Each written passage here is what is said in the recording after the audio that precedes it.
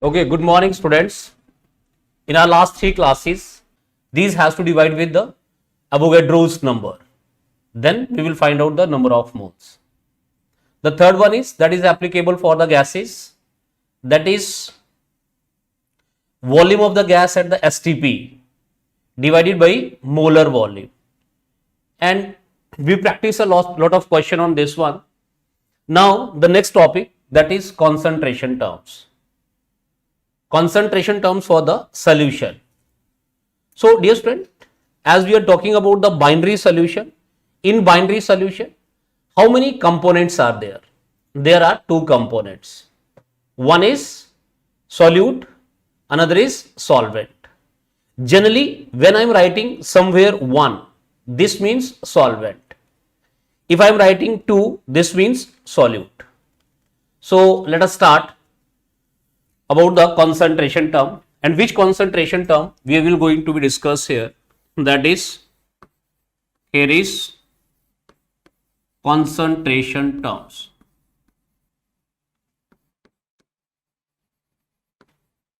Okay, and for the binary solution, which concentration term we will discuss here? Number 1 is mole fraction.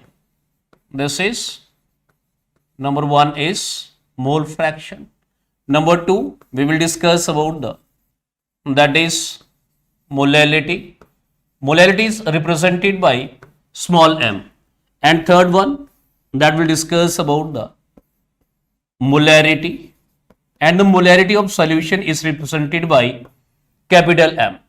And fourth one, that is normality. That is normality. And normality of the solution is represented by capital N. These only concentration term we will discuss here. So dear student, first of all, I am telling you about the binary solution. And I think everyone knows about the binary solution. How many components are there? There are the two components. One is solute, and this solute we will write with 2. And then solvent. The second one is solvent, and this solvent is written with 1. So dear student, first of all, I am talking about here about the mole fraction. So for the solution, here the two component I told you. One is solute, another is solvent. Here is I am writing for which one? That is mole fraction of solute. Mole fraction of solute, that is represented by chi2, and that is equal to number of moles of 2 divided by total moles of the solution. And for the binary solution, it will be number of moles of solvent and number of moles of solute. Am I clear or not? My dear student, this is mole fraction of a solute. Whenever I am writing 2, this means I am talking about solute. Whenever we are writing here 1, this means we are talking about the solvent. Now for example, I am quoting here, for example, one question is there. If here is 80 gram of sodium hydroxide, this is 80 gram of sodium hydroxide is dissolved, that is dissolved in 108 gram of water. 108 gram of water. What will be the mole fraction of a solute and solvent? Here is, that is, what will be mole fraction of sodium hydroxide, NaOH. This is solute here. So dear student, number of moles. Here is number of moles of NaOH. Please tell me how to calculate. What is the mass of sodium hydroxide? 80.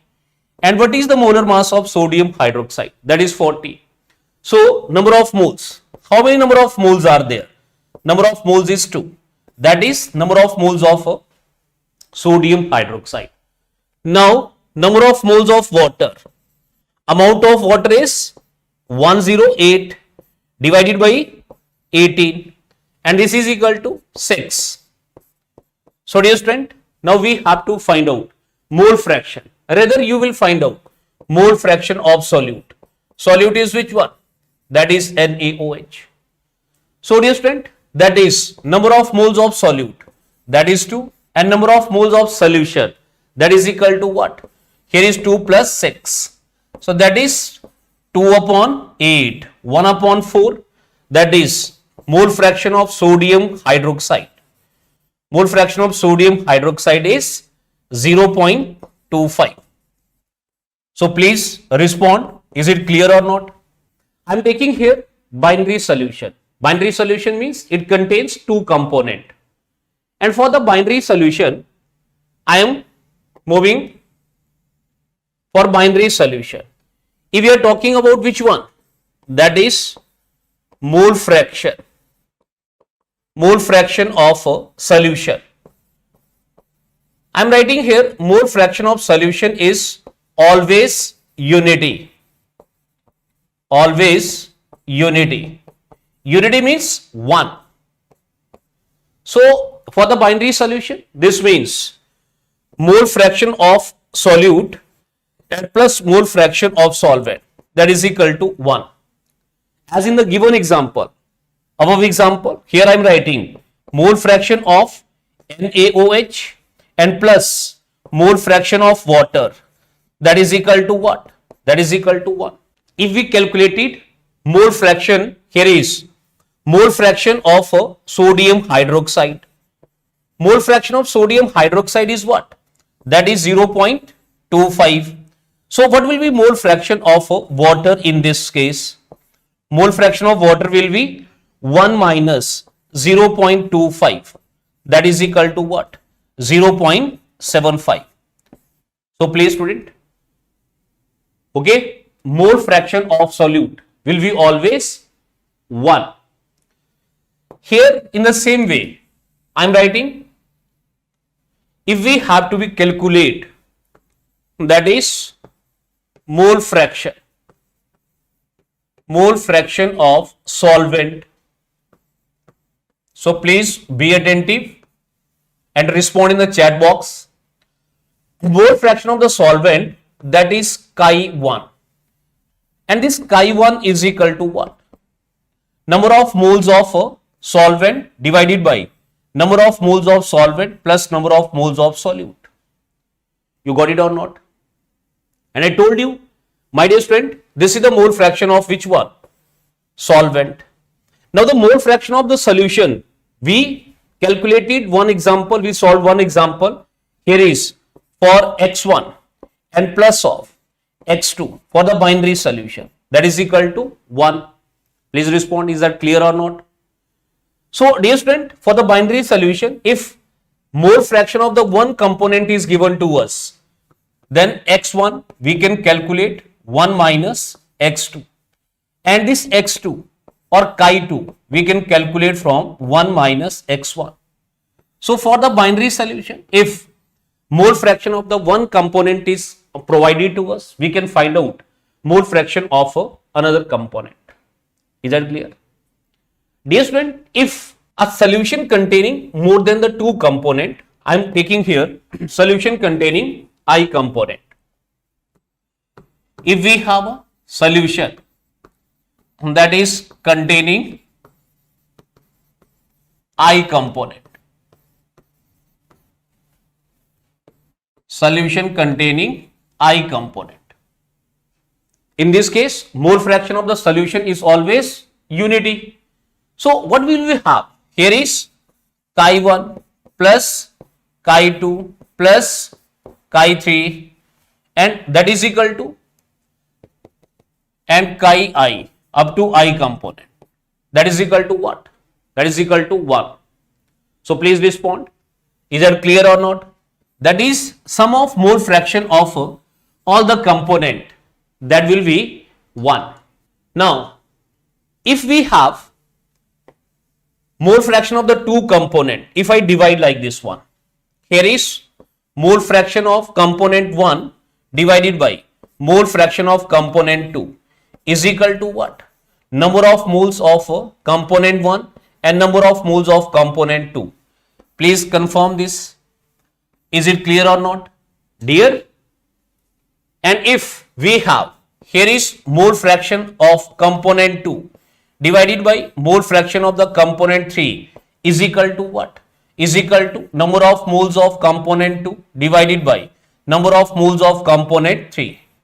Am I clear or not? So, dear student, is that clear or has to explain this one? I think this is very simple. Mole fraction is number of moles upon total mole. Mole fraction of 2 is number of moles upon total mole. Total mole will cancel by the total mole. So, I can say that the ratio of mole fraction of the two components will be equal to the ratio of their number of moles. Now, the second term that we'll discuss, that is also important. Here is molality. Second term, we are discussing about which one? Molality. And dear student, molality of the solution is represented by small m. And basically this molality is equal to what? That is N2. Okay, let me ask you, what this N2 is? 2 stands for, I am waiting for your answer. 2 stands for solute, number of moles of solute. N2, number of moles of solute, divided by m, small m, mass of solvent. Mass of solvent in which one? In kilogram. Please, first of all, tell me about the definition of the molality. Is it clear or not? I am telling you that is number of moles of solute divided by mass of solvent in kilogram. And what will be its unit? Its unit will be mole per kg, or simply written as small m. But you should know the difference. Here this small m represent the mass of solvent and this is molality. So do not get confused on this one. So I am writing this one in the simple way. Here is molality can be calculated. How? Number of moles. Here is mass of solute. Mass of solute in grams upon molar mass of solute into mass of solvent in grams, that has to multiply with 1000. So please confirm, is it clear with the symbol or not? Dear student, don't worry, I will write for each end. This M stand for which one? That is molality. This is molality. Molality is equal to what? I am writing completely. Mass of 2 in grams. But it should be clear to you. 2 stands for which one? Solute. Divided by molar mass. Here is molar mass. And molar mass of which one? Definitely of solute. Mass upon molar mass. That is number of moles. Now here is mass of solvent 1. If it is in the grams, mass of solvent 1 stand for solvent in grams, then has to be multiplied with which one? 1000. I think this is not difficult. Here is molality. Molality is number of moles of solute. And do you know number of moles of solute? How we can calculate the number of moles of solute? Mass upon molar mass. And this is mass of solvent. 1 stand for solvent. Mass of solvent in kilogram. But if it is in the grams, then we have to convert this into the kilograms. This is molality. Number of moles. Let me write here in words also. Here is, what is there? Number of moles of solute. Number of moles of solute dissolved. That is dissolved per kg. Per kg means per 1000 gram. That is 1000 gram of solvent. Please confirm me. Yes or no? Number of moles of solute divided by mass of solvent in kg. Let me write a question. Then it will be more clear for you. I am writing here. For example, that is, if write the question with me, I am taking here 40 gram of NaOH, sodium hydroxide, is dissolved in 250 gram of water.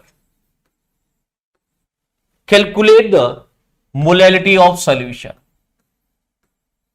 Calculate molality of solution. My dear student, is it clear or not? If I solve in parts, first of all, number of moles of NaOH. Help me. Mass is 40. Molar mass is 40. How many moles? 1 mole. Now the definition of molality. Don't worry, if it is not clear, you can ask again and again. Because priority is to be clear you. This molality is dear what? How many number of moles? 1 mole of sodium hydroxide. And tell me, what about the mass of water? That is 250. Is it in kilogram or grams? Very nice. This is in grams. So we have to convert this into the kilogram, or we will remain as it is. We have to be convert into kilograms. So what is the molality? That is 4 mole per kg. Confirm me, or that can be written as 4 mole. 4m, small m. 4 molar. Is that clear? Don't worry, I will take one more example, but you have to be solved. Here is question number 2 or 3. If 4.9 gram of H2SO4 sulfuric acid is dissolved, that is dissolved in 200 grams of water, calculate molality. We have to calculate molality. So solve with me. Number of moles of sulfuric acid, that is number of moles of H2SO4, is equal to given mass 4.9. I forgotten its molar mass. Please help me. What will be molar mass of sulfuric acid? At least one student write. That is 98. Means 1 upon 20. 1 upon 20 is what? I am writing like 1 by 20 or 0.05. Confirm yes or no? These are what? Yes, Anoy responded. So dear, now we calculated number of moles. Now what we have to be calculate? I am writing here molality. Molality, please help me. Number of moles. How many number of moles are there? 0.005. Is that clear? Now divided by, here is what? 200. 200 is in grams or kilograms? That is, no need to be write the gram, but I am writing here that you can keep your mind. This is in grams. So has to multiply with which one? Has to multiply with 1000. So dear, it is what? So dear, that is equal to 0.25 mole per kg. Am I clear or not? Okay, very nice. So is that clear about the molality?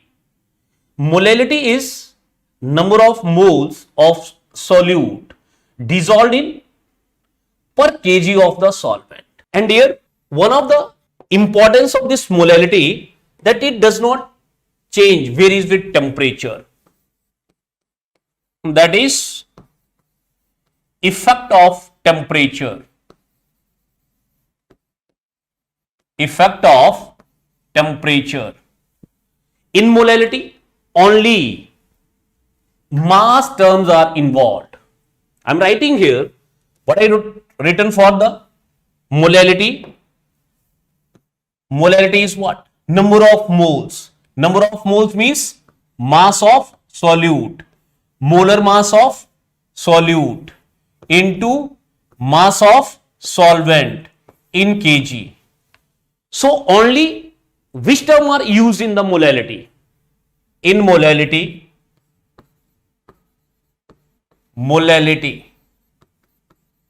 only mass terms are used.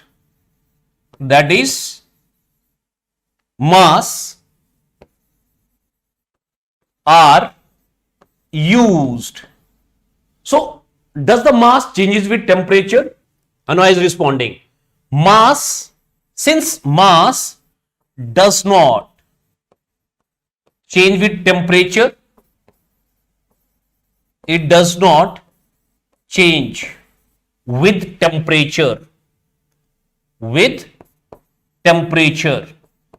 So if mass does not change with temperature, do the molality will change with temperature? So molality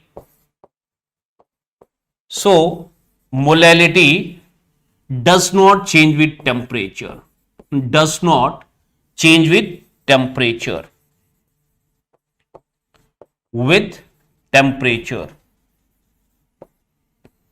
Please confirm.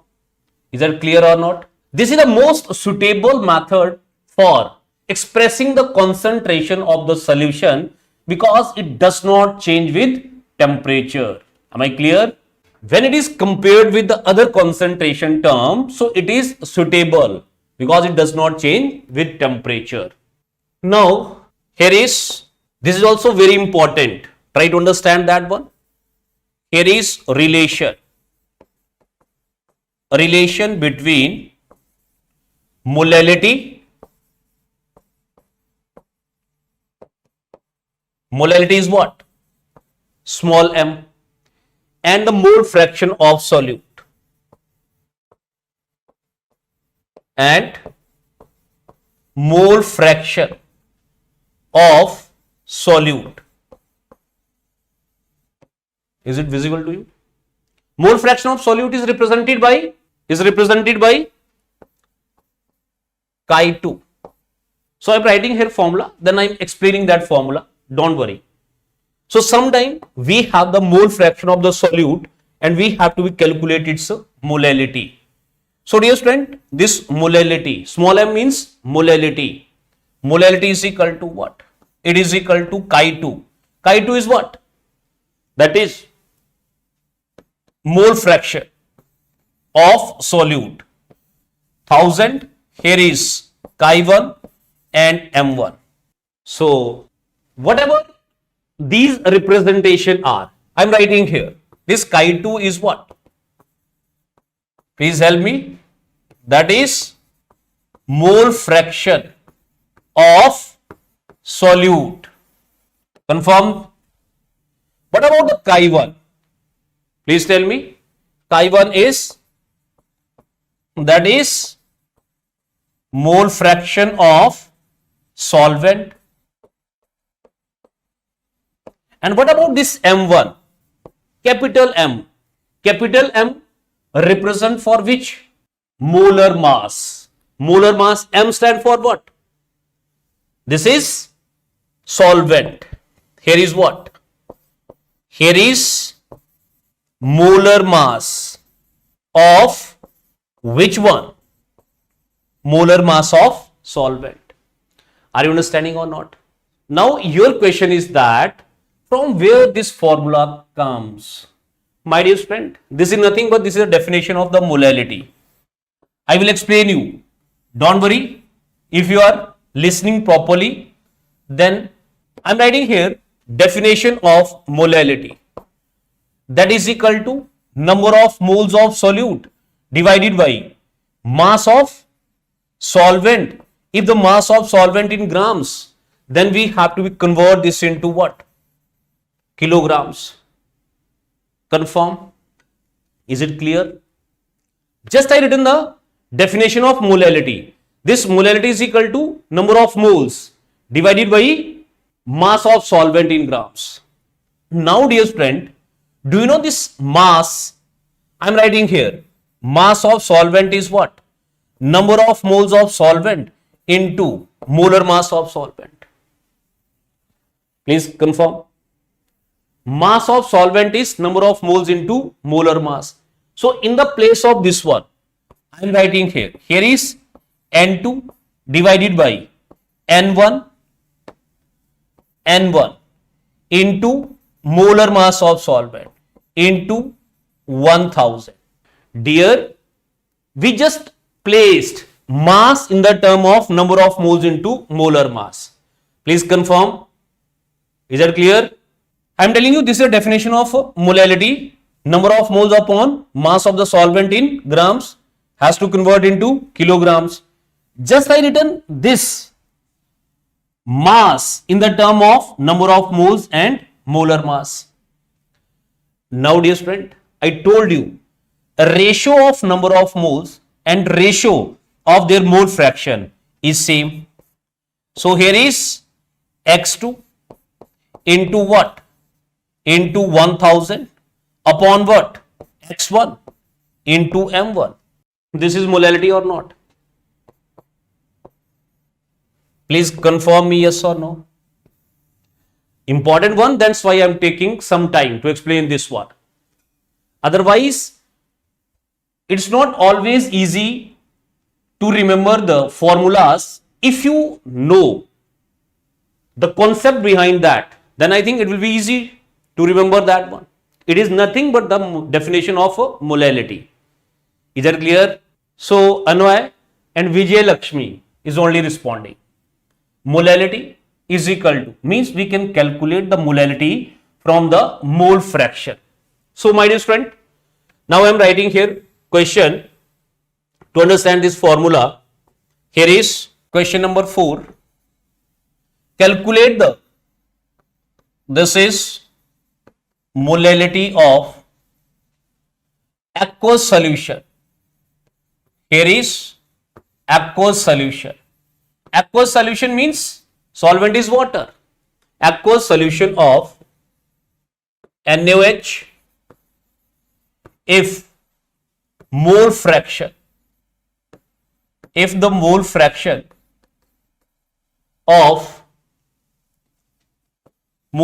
of NaOH, that is NaOH, is 0.2. First of all, tell me, is that clear or not? My dear student, I am writing here once again definition of molality. This is molality. Molality is equal to what? X2 into what? Into 1000. And here is, this one is X1 into which one? M1. So write everything now. X2 is what? 0.2 into what? 1000. And what about X1? 1 minus X2. Please confirm. Dear, we know that X1 plus X2 is always 1. So if we have X2, we can find out X1. X1 is 1 minus 0.2. That is equal to what? 0.8. Is that clear or not? So, here is 0.8 into, which one is the solvent here? Please tell me, which one is the solvent? So, dear student, here I am talking, molar mass of the solvent is what? 18. Solvent in this particular case is what? That is aqueous solution, means which one the solvent? Water. And the molar mass of water is what? 18. So dear, this is 1 upon 4, and this calculation you know very well. This is 55.55. So divided by 4, it will come out 13.88. 13.88 molar. You can write molar, you can write small m. So is it clear about the molality? Molality is what? That is the number of moles of solute dissolved in per kilogram of solvent. So if it is clear, and this formula is also very important. Okay. So my dear friend, now the third term that we'll discuss about is which one? That is very, very important rather. Third term we will discuss, that is, you will write. Third term we will discuss about the molarity. Yes, we will discuss about the molarity. Here is molarity, and molarity is what? Capital M. This molarity is capital M. I am writing its definition. The simplest definition of the molarity is what? N2. Okay, I will ask you what this N2 is. You write. You show your participation. N2 is what? At least one or two students write. Then I will move forward. N2 what? 2 stand for number of moles of solute. Yes. Number of moles of solute. Here volume of solution. VS stand for volume of solution in liters. So dear, its unit is what? That is mole per liter. Mole per liter, or simply capital M. Here is number of moles of solute is equal to what? Molarity into volume of solution in which one? Liters. So if we have to be calculate, don't worry, I will move the definition of the molarity, but let me ask you one question. Or first of all, let me change this molarity into volume. Volume of the solution, if it is in milliliter, then has to divide with which one? Has to divide with 1000. I am just writing the definition of a molarity. So from molarity we can calculate number of moles. Here is a question. Question is what? Calculate, that is, calculate number of moles and mass of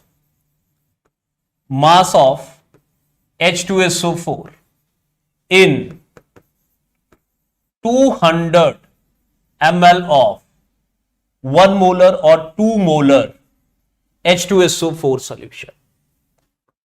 That is H2SO4 solution. First of all, tell me, you got the question or not? Okay. Dear student, I told you number of moles of solute is what? That is molarity into volume. Volume is if it in milliliter, then has to divide with which one? 1000. So what is the molarity? Molarity is equal to 2. What is the volume? Volume is equal to 200 in milliliter. So we have to be divide with 1000. That is equal to 0.2 is cancelled, 0.4 mole. You got it or not? Please tell me. Number of moles we calculated, but we have to calculate mass also. Not only the number of moles. So mass of sulfuric acid. What is mass of sulfuric acid? Please tell me how to calculate mass. Mass is equal to number of moles into what? Molar mass. So what are the number of moles we calculated here? That is 0.4. And what is mass of this sulfuric acid is? Molar mass of sulfuric acid is 98. Is that clear, boys? Okay. So dear student, just we are talking about which one? Definition of molarity. Here I am writing definition of molarity. Molarity, what I told you, that is number of moles of solute divided by, please tell me, volume of solution. Volume of solution in which one? Liters. Now we are extending this one. Number of moles of solute. How to calculate the number of moles of solute? That is mass of solute upon molar mass of solute. Small m represent for mass. Mass in grams. And here is volume of solution. If it is in milliliter, then we have to be multiply with 1000. So dear student, please tell me, is it clear or not? just the definition of molarity. Here I am writing, if 4.9 gram of sulfuric acid is dissolved in, if this is dissolved in 250 ml of solution, calculate molarity of the solution. We have to calculate molarity of solution. So dear student, here is molarity. You will help me. What is mass of? That is 4.9. And what about the molar mass?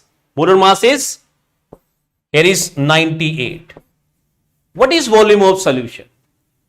Please tell me. That is 250. And here is what? Has to multiply with 1000. So this is 4. And here is 20, I think. 1 upon 5. 1 upon 5 is equal to what? 0.2. Please tell me. 0.2 is what? Molar, capital M. Here is molarity is equal to. This molarity is equal to 0.2 mole per liter. This can be written as 0.2 molar. You got it or not? So, dear student, now here is only one equation that I will discuss with you. Or first of all, tell me about the dilution of solution. Dilution. Will anyone will tell me about the dilution? What is dilution? Dilution stands for which? Anyone will respond? Dilution is addition of solvent to the solution. Addition of solvent in the solution. In the solution. Confirm this point. Is it clear or not? Extra amount of the solvent in the given solution, that is called a dilution. Very good. Someone responded. Now, dear student, let me ask you. Here is 100 ml of the solution. HCl, sodium hydroxide. This is 100 ml. And let 2 mole of NaOH is present in this one. Are you understanding the question? What I am telling you, I am taking here 100 ml of the solution which contain 2 mole of sodium hydroxide. If I add more amount, 100 ml of more water in this one, ml of water, it will become 200. Is that clear or not? Now question is that volume of the solution is increasing. Does the number of moles of NaOH will change? Please tell me, anyone. We are not adding sodium hydroxide. Number of moles of sodium hydroxide will remain same. It will be how many moles? 0.2. So, dear student, after the dilution, number of moles of solute will remain same. This is the condition before dilution. Number of moles of NaOH before dilution and after dilution. Number of moles of NaOH will remain same. Is that clear or not? So, dear friend, here is number of moles of NaOH. How we will calculate? That is M1 V1. 1 stand for before dilution. This is before dilution. And that is equal to. Is that clear or not? What I am saying here, number of moles. How we can calculate? Molarity into volume. This is before and after. M2 V2. That is what? that is after. So just respond for this one.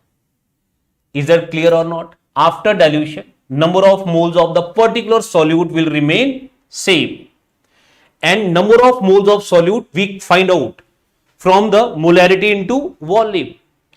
So number of moles of solute before dilution and after dilution, that will remain same. So I will say that M1 V1 is equal to M2 V2. Got it, students, or not? So we will discuss some question based on this equation but tomorrow. Okay, thank you very much everyone. Good morning, all of you. Yesterday, I have just introduced the power. I told you very first type of problem. In that problem, we are solving only f dot v problem. Okay, how to solve the numerical based upon it, or some conceptual question also in the f dot v. How the questions is asked and how we can deal with them. So I have given a few examples based upon them. Now we will see the 2-3 types, different type of problem that is generally asked in the NEET examination. So try to understand on those. Okay. So I'm starting the f dot v problem is now completed. I'm giving another type of problem that is I call actually car problem. What I call car problem. It is very important. The 2 times already in a PYQ, 3 times actually. It's asked in a NEET. You will see it, and this is one of the finest question I found. And there's another type of problem we will deal today, that the Hodge pipe problem. That is also one of the important problem, and there are 2 very small problems, and we call this a hydropower plant problem, and one more power. One is another is we call the pipe problem. So we will see there are 4 type of problem today we will learn, and those type of problem generally asked in a NEET. You will find almost every question you can solve in a PYQ and the coming NEET exam also. So try to learn what the concept today I will give you related to the power, and whatever the example, those are actually giving you concept, different type of concept, how to deal with the different type of question, problems in the examination. So try to focus. Okay, I am starting from the question. You will understand. The very first is the car problem. Try to listen. Okay.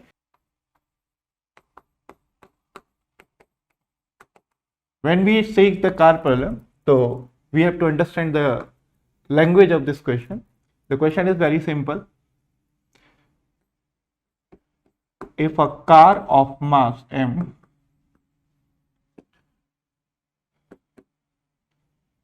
is accelerated from rest by delivering a constant power P naught, constant power P naught, then find the or calculate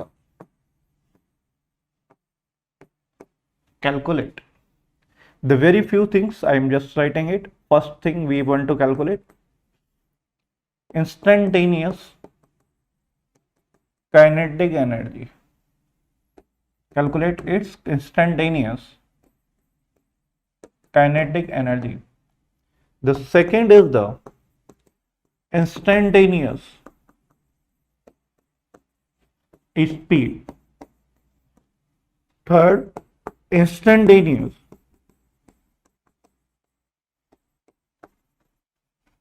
acceleration.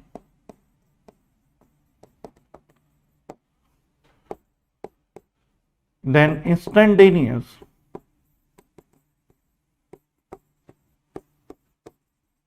force.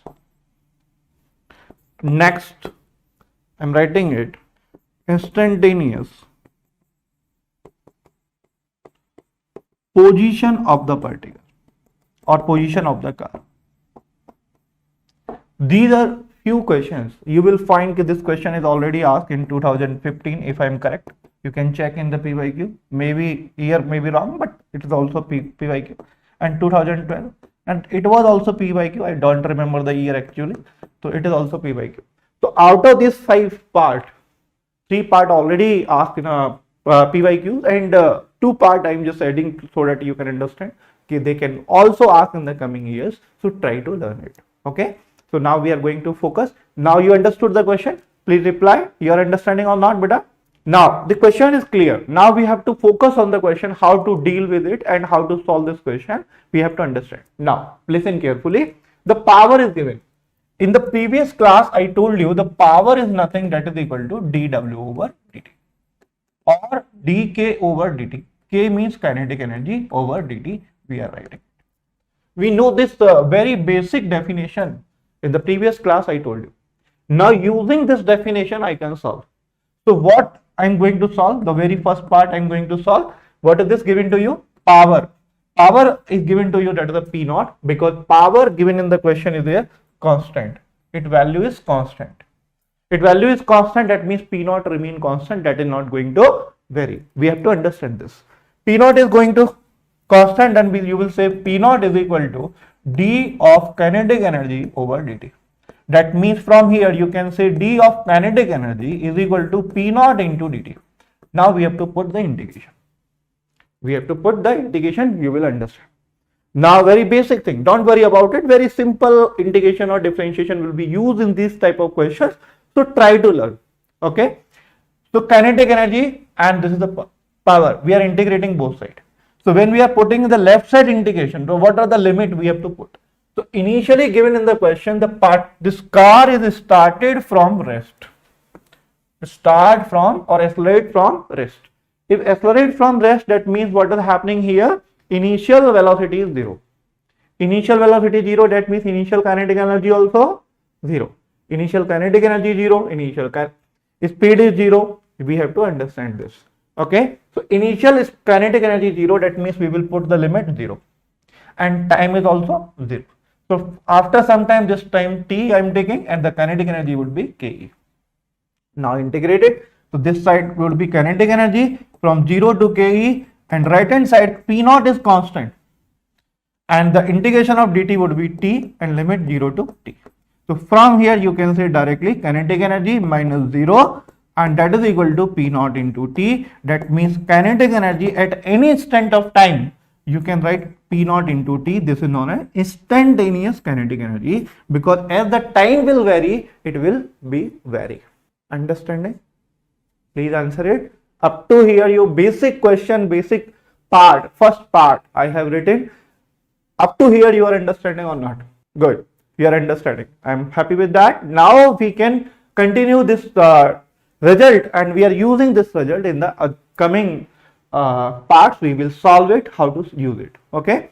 So kinetic energy is equal to P naught into t. I am moving to the next slide. You will understand. Try to listen. So I am using directly this kinetic energy is equal to P naught into t. Now I am going to solve the second part. Instantaneous speed we have to calculate. What is the meaning of instantaneous speed? So we know kinetic energy is equal to half mv square. At any instant of time I can write like this, and that is equal to P naught into t. So from here you can write that v square is equal to 2 P naught by m into t, or v is equal to under root of 2 P naught by m into t to the power half. I can write like this, and this is the question of 2012. This question is asked in a PYQ. Now tell me, you are understanding this result, how to solve it or not? Please reply beta. Now you are understanding how to solve this question. Okay. Now this is the velocity or speed we have calculated. Now using this we can find the acceleration also. Now come to the third part, that is equal to acceleration. What is the meaning of acceleration? We have to understand. We know the acceleration is equal to dv over dt. That means we have to differentiate it. We have to differentiate this part. So you will say the differentiation, this part is already constant, the bracket I have put this in. So you will put the differentiation. This is a constant 2 P naught by m. This is a constant. And what is the differentiation? T to the power half.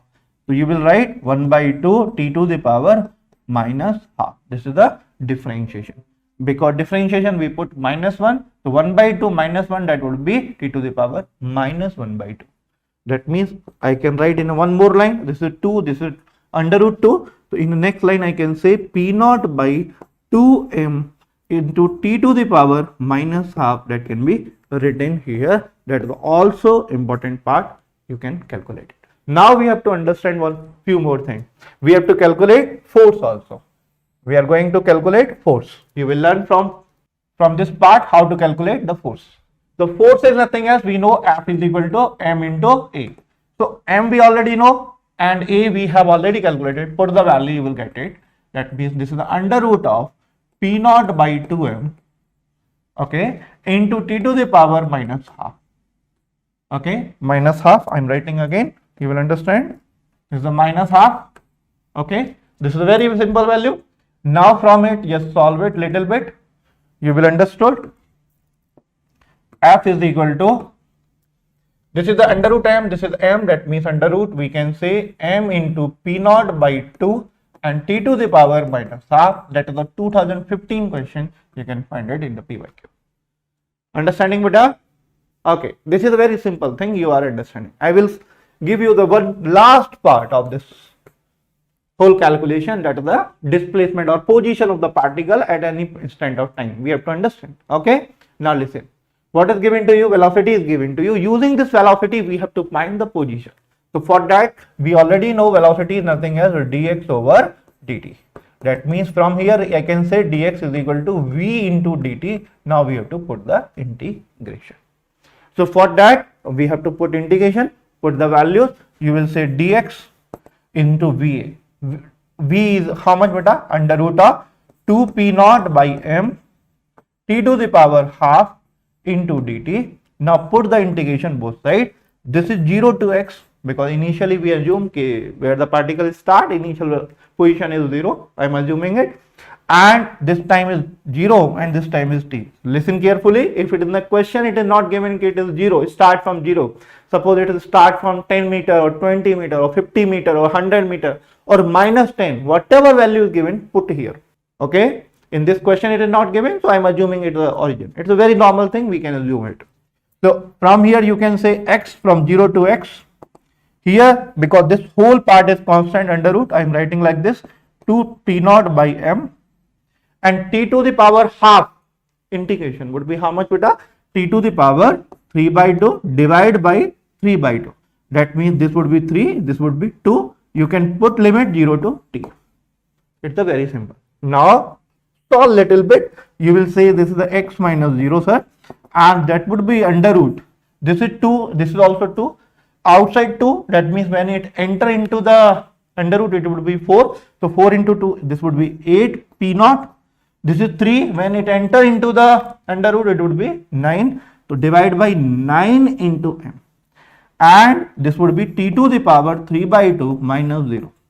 We can write, or very next line I can write it. This would be like this. X is equal to under root of 8 p naught by 9m and t to the power 3 by 2. And please answer everyone.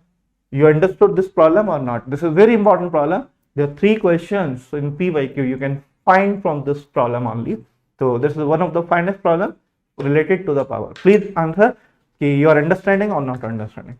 So after integration you will find this is equal to t to the power 3 by 2. When integration we put plus 1. So this is a very simple dx by dt. So we are putting dx and this is dt. So this is the constant part. 2 p naught is constant, 2 is constant, m is constant. I am not doing anything with this part. So I am taking directly here and t to the power half. What is the integration of t to the power half? I am writing here. You will understand. I am using different color. Suppose this is the integration of t to the power half dt. What is the way to calculate? Integrate it. You will say t to the power half plus 1 divided by plus 1 by 2 plus 1. This is the way to calculate integration. So from it you will say t to the power this become 3 by 2. This become also 3 by 2. Or we can say 2 by 3 of t to the power 3 by 2. Understanding? And remember one thing. 2 is equal to under root of 4. Similarly, if I say 3 is equal to under root of 9, that means 2 by 3 can be also written as under root of 4 by 9. Both are equal. Okay. This question is we have solved, but I am putting one more thing related to this question. If this is not asked in the form of numerical, if it is asked in the form of graphs, we have to understand those also. So we know all the result. Without result, we cannot draw any graph. But with we know the result, now we can draw the graph. So okay, so I'm going back to the original slide. You will see from this is the original slide, this is the kinetic energy. From this question, we have started this question, you will see it. So this is the kinetic energy. If I want to draw the graph of kinetic energy versus time, so how it will look? So from here you can see directly kinetic energy directly proportional to t. That means this is a straight line passing through origin. It is a straight line passing through origin. Now we are going to draw it. You will understand. This is the kinetic energy versus time graph. This is a straight line passing through origin. Okay. If I want to ask you what is the slope, you can tell the slope also here. The slope is equal to P naught, because the slope is equal to P naught. Slope is equal to P naught. Got it? Please reply. You understood kinetic energy versus time graph. If it is asked in the paper, if power is constant, this would be graph. Can you draw it? Now we are moving to the next slide, and we will solve some more question. This graph also. What is this? Velocity. We want to draw the velocity versus this t. So from here you can see very clearly. I can write this is the velocity. It directly proportional to t to the power half, or v square directly proportional to t. That means this would be parabola. It would be parabola. So I am drawing this graph. You will see it. This is the velocity versus time graph. This would be parabola. Parabola. Very simple. Understanding? There are few bolas is important. First is parabola. Second is the hyperbola. These are two very common graphs you will find in your syllabus. Every year, the almost 3, 4 or 5 questions also you can see in the paper related to the graphs. I'm talking about only in the physics. There are some graphs also in chemistry. You will find it. So try to learn the graph. It is very important. It will give you some marks.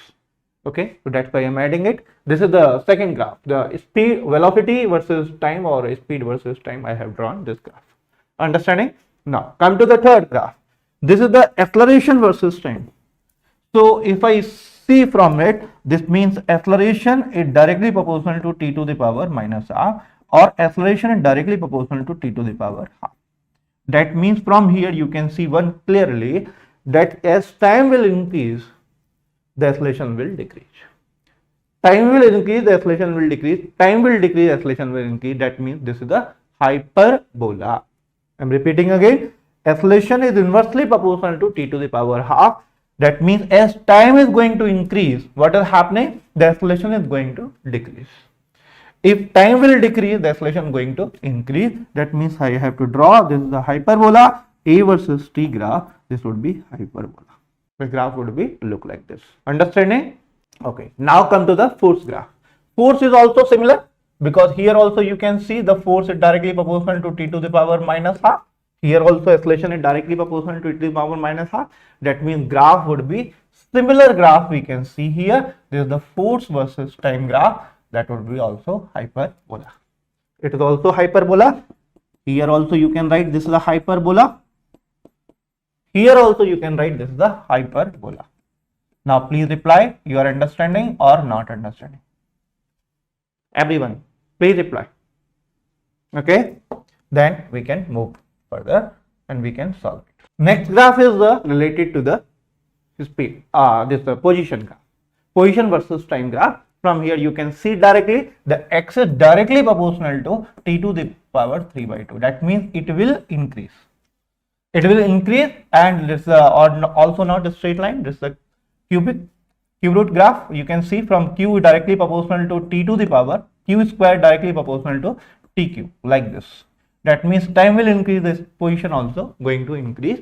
So this graph look like this. This is not actually parabola, but look like similar graph. It would be like this. It's the x versus t graph. Understanding? Up to here, everyone is understanding. Please reply. Okay. Now you understood how to solve this question. This type of question, if it is asked in a paper, we can solve it or not. Got it? Please reply. Good. Now I am going to move to the next type of problem that is also very important, and that is also 3-4 times the question is asked in a paper. You can find it, that the Hodge pipe problem. What I call it? hose pipe problem. That is also very important problem. Try to listen. Okay. When we are talking about the hose pipe problem, what is the meaning of this? So there is a one pipe is there, the thick pipe is there. Okay, the thick pipe we call hose pipe. This is the hose pipe is there, and one liquid or maybe water or something is flowing in it. It is having some cross section area, and the liquid flowing in it is having a velocity of v. It is given to you, and the other part can be given in different form, different type of problem I will give you. And the question is that when the liquid is flowing in this pipe is having a constant speed v, then what is the power of a pump is required so that water can flow with the constant speed? Okay, without that it is not possible. The water will flow with a constant speed. There should be some energy is required because there the friction forces are there. We have to understand. Okay, due to that friction force, the liquid velocity will decrease with the time. So with the constant speed, if I talking about, that means it require some power. Okay, so what is that power? We have to find it. Okay, now listen carefully. So this question is given to you. If a liquid is flowing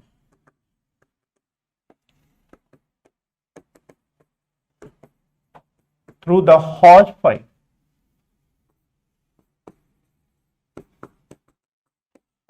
with a constant speed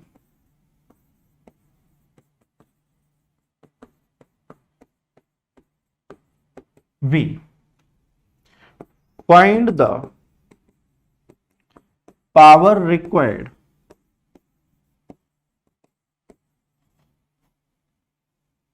for it. Okay, this is the power required. There are some some questions are asked in different form. I am giving these are different problems. In different type of problem you will see. I am giving, suppose what is given to you, the rate of flow of liquid,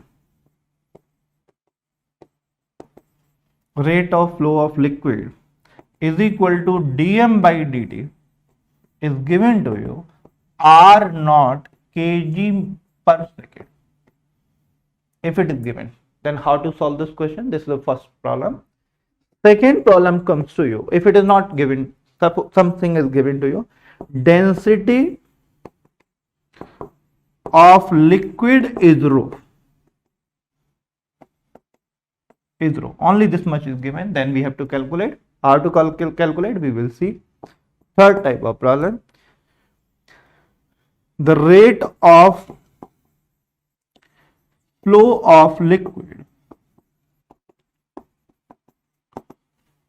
equal to dm by dl, not dt. It is not dm by dt. This is dm by dl. That means the mass per unit length is given to you, and that is given to you. Suppose m naught kg per meter. It is given to you. This is the third type of problem I am writing it.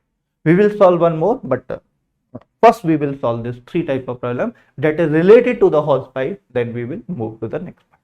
Now it's clear. Now try to solve this question. We have to solve. Now try to learn how to solve this question. You will understand. The very first thing, the liquid is flowing through a hose pipe with a constant speed. Speed is constant. The very important thing is given to you. Speed is constant. If speed is constant, we have to find the power. How to calculate the power? Try to learn. Okay. The constant speed v is given to us. That's very simple. And rate of flow of liquid is given to you dm by dt. That is the r naught. Now we have to find the power is required. What is required? Power is required. We have to find this. So this is a very basic law. Listen, what is the meaning of power? How to calculate this power? So we have to clear about it. So we know the power when we are writing it. Power is equal to dke over dt. I told you.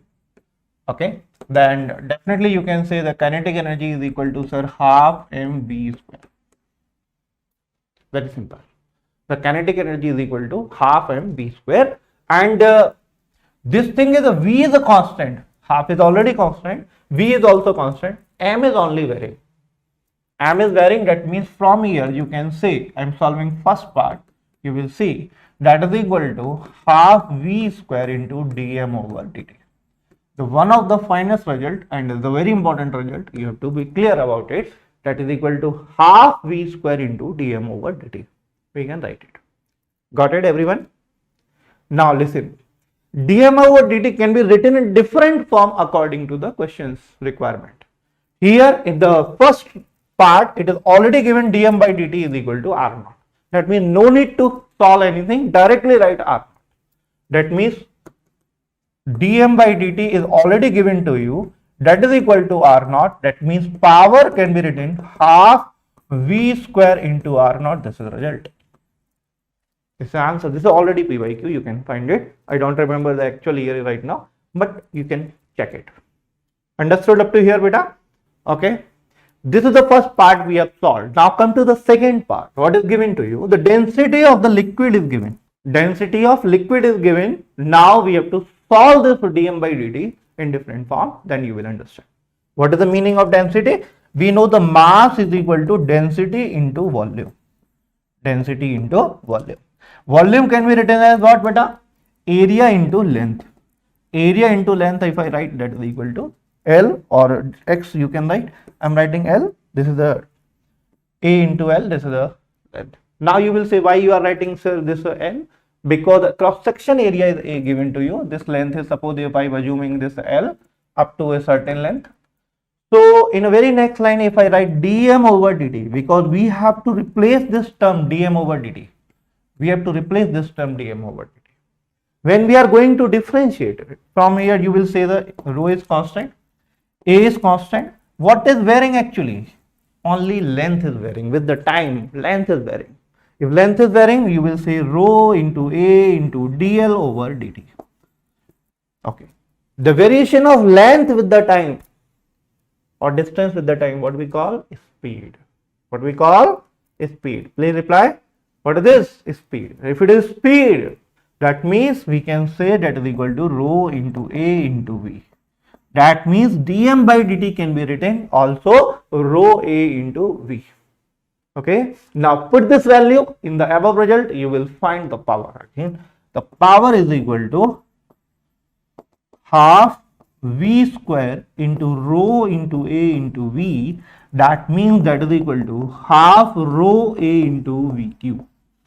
Please reply. Okay. Now I'm moving to the next slide and you will understand how to solve this third part, the rate of flow of liquid. We are talking about rate of flow of liquid. We have to calculate. So I'm moving to the next slide. You will understand. I will use directly this result and from that we can solve it. Try to listen. Okay. This is the important part. When we are talking about third thing, we know the power is equal to, we have already calculated, that is equal to half V square into dm over dt. Okay. Now we have to change this dm by dt. But in the previous, the question is given to you rate of flow of liquid with the length. With the length is given, not with the time. Length is given, that given to you m naught kg per second. M naught kg per second. So using this data we have to convert. Okay. Now listen. You will understand from it. What is the dm by dt? So we know the dm by dt can be written like this, dm by dt multiplied by dl over dl. Can I write? Okay, this is dl over dl, or we can write in a very next line dm by dl. I'm just changing this denominator, you will see, and that the multiplied by here you will see, and dl over dt like this. We call in the mathematics, this is the actually chain rule, but we are concerned with the physics, so we are just changing the variables. This is dm by dl, this is dl by dt. dl by dt we already know, that's the velocity. That means in the very next line I can say dm by dt can be written as, that is equal to dm by dl multiplied by velocity, that is the v. That means dm by dt can be converted like this. So use this result and put into the above result, you will find the power. So what does the power become?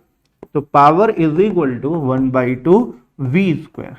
In place of dm by dt, you would put this value, this is dm by dl, and multiplied by V. From it, you will find dm by dl into half into V cube. This is equal to power. Got it? Please reply. Everyone? Now I am moving to the next small problem, one or two problem I will give you. Then we will start the new topic in the next class, and we will see the how to use the rotational mechanics, and I will give you the small topic, that is the torque, and that is also very important topic, and tomorrow's class, and we will see it. But now I will give you the one more question related to the this power. Okay, so that is the one of the problem you will find it, and that is the very important, the water pump problem. I call it water pump problem. Okay, now listen, we call water pump problem.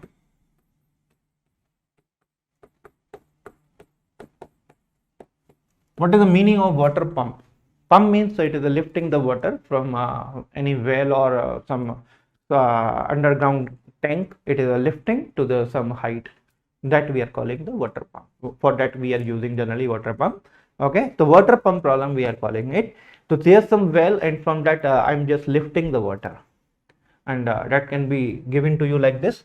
I'm just making the diagram. Generally this diagram is not given in the paper, you have to draw it by yourself. Okay, this is the diagram. This is the one well is there, and from this well I'm just lifting the water. Very simple data I'm giving to you, and the other one pipe is there, and from that you are lifting the water. Okay, the water is flowing from this through this pipe to the ground, and this depth is given to you. If I see this depth, I'm just showing you, you will understand. So from here to here you will see this depth is given to you, suppose h. Okay, here to here this depth is given to you h, and question is very simple. Okay, if this is given, so how much power is required? If this water is coming out, if I'm assuming it's coming very slowly, that means speed is equal to 0. If I give you the speed also, that was also added in the question, and that is also asked. So try to listen to this question if it is coming out of this pipe. Okay, so very simple thing, we have to find what is the power of pump required here. So you will see this question, it's a very simple question, we can solve it. So you will say very simple case of work done here would be how much to lift the m amount of water. Suppose if I say the m amount of water is coming out, okay, so what you will say, mgh, that means you are lifting only mgh. So this is much is work done you are doing to lift the water. And what is the power? Power is nothing else, that is equal to dw by dt. That means we can solve very simply. You will say dm over dt. This is a mass is varying with the time, and this is the g into h, because h is constant, m is g is constant, you can find it. Okay, this is very simple. This is the power, that is the dm by dt into gh. And dm by dt can be asked in different manner. I told you how to convert in dm by dt according to the question. I'm just writing again. You can convert dm by dt according to the, you can write like this. This is r naught into kg per second also. You can write directly, or you can say rho a into v in the form, or you can write that the v into dm by dl according to the question. Dm by dl, this can be written according to the question, whatever given to you. You can put this value here and you will get the power. Okay, everyone understanding what is the problem and how to calculate it? Under this value, very simple, the gh power is equal to dm by dt into g into h. Please reply. It's a very simple question, very easy question. You can find this type of all question already 1 or 2 times that is asked in a paper. You can find it very simple. Okay, I'm now putting this problem a few more things I'm adding with this problem. I'm just making little bit difficult so that it will be good for you. If I say this water is coming out from this pipe with the some speed, that is the v. I'm just saying it. If it is coming out with some speed v, now we have to find it. If this speed is also given to you, how to calculate? I'm adding to the next page, you will see it. Suppose it's the same water tank, and from this water tank, the liquid is lifting up. This is the one pipe is there. From this pipe, liquid is coming out. Okay, and this is coming with the speed v, and this again, this from here to here, you can see the one height is given to you, that is equal to h. You can see this is the height is h. So no problem with that. We have to solve it. So what you will say, what is the work done? We have to write the work done is nothing else mgh plus half mv square, because we are increasing its potential energy as well as its kinetic energy. How much kinetic energy? Because mass is m, and with the speed is coming out, that is the v. That means we can say half mv square. Okay, this kinetic energy we have increased. This is a very simple work done we have written. Now using this, again we can write power. What is the power? Power is equal to dw over dt. We have to differentiate this. You will differentiate, you will find dm over dt into gh plus half into dm over dt into v square. We can write, again this is the final result. This we can write it. Everyone is understanding or not understanding? Please reply it. Okay, please reply. You are understanding this question up to here. Now this question can be asked in numerical problem also. I will not take much time. I will give you just one numerical problem, then I will leave the class. Don't worry about it. I will not disturb your break time. Okay, listen carefully. What is given to you? The speed is given to you, and suppose everything given, I am just numerical form. Suppose this is one water tank, again I am putting it, and there the one pipe is there, and from this pipe the liquid is coming out.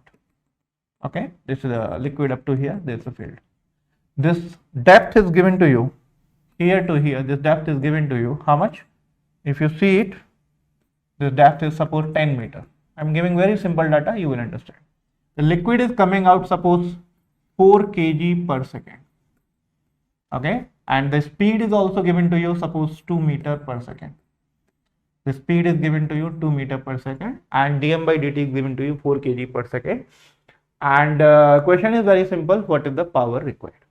So what is the power required? Everyone can solve. Power is equal to, we know this problem, so we can say it's a dm by dt into g into h.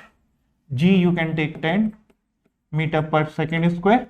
Okay, and plus half into dm by dt into v square.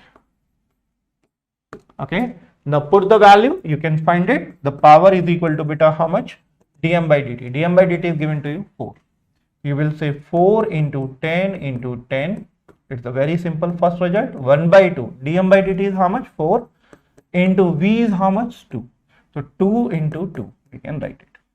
So from here this 1 2 is removed. That would be 8.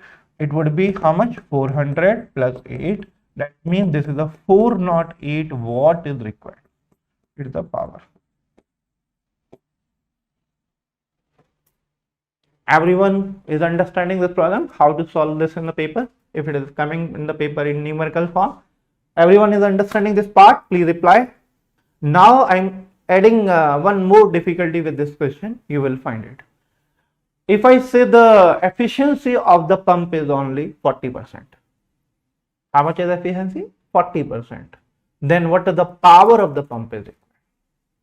Okay, I'm just adding one more difficulty with this question. You will find it. If the efficiency of pump is 40%, find the power of pump required.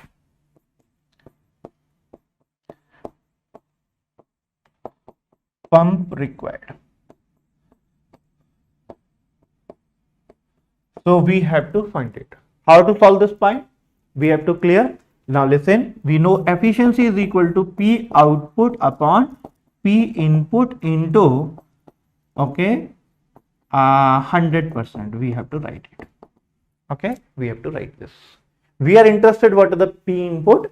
So from here you can write very clearly the P input would be P output into 100% divide by 100% divide by that is equal to eta. Okay, I'm just putting this, you will see from it. Okay, I'm taking this part, you will understand from it. That is equal to P output into 100% by eta. Put this value, P input would be how much, beta? P input would be equal to P output. Output we require 408. This is the output. At the end we require this power. That means 408 watt we require it, multiplied by 100%. And what are the efficiencies given to you? 40% only. So here you can put 40. So from 0, 1 0 is removed. From 4 you will divide it. That would be 102.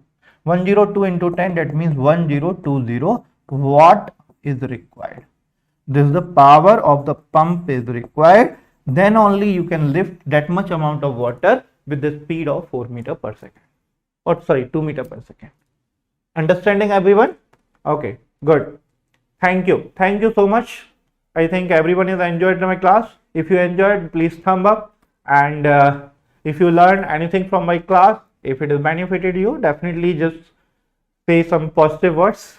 So it will be good for me. And when I actually read your comments, it is giving me boost so that I can give you maximum in the next class. Please write like that. Okay. Thank you. Thank you so much. Hello students, good morning. It's your KVR sir, Botany, Sri Chaitanya College, Gosala. Today we are going to discuss the topic of the numericals and particularly in respiration chapter. Clear? So these are the numerical questions that are regularly being asked in competitive examinations, more particularly on respiration. Let us we see the first question.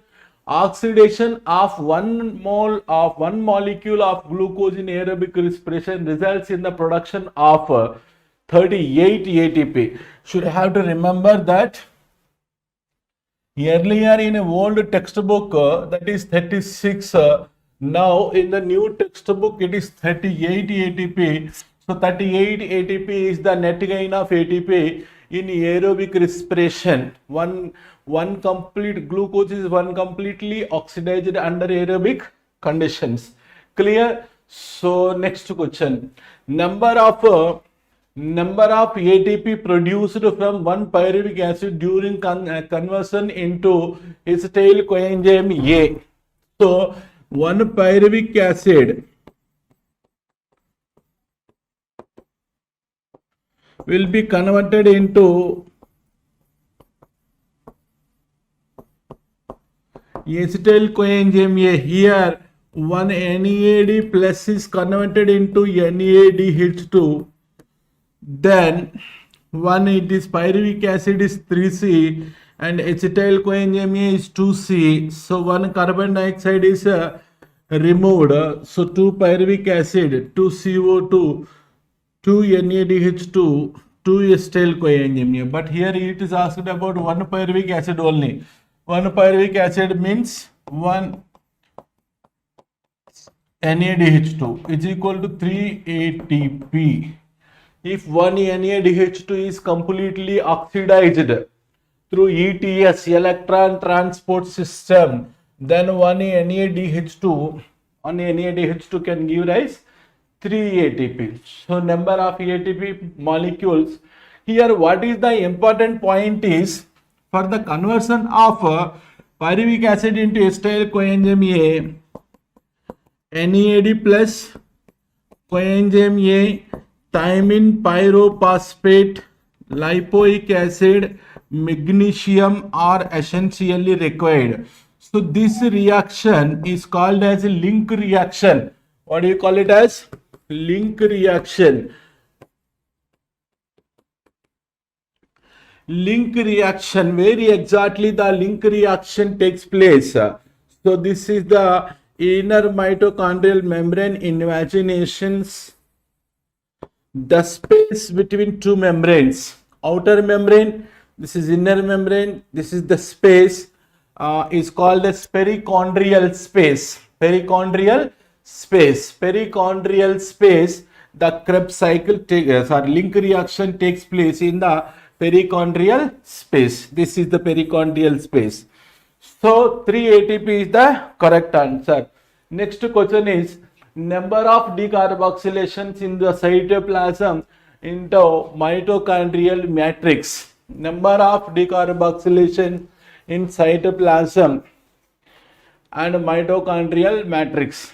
So you know very well, link reaction, two pyruvic acids are converted into 2-acetyl coenzyme A.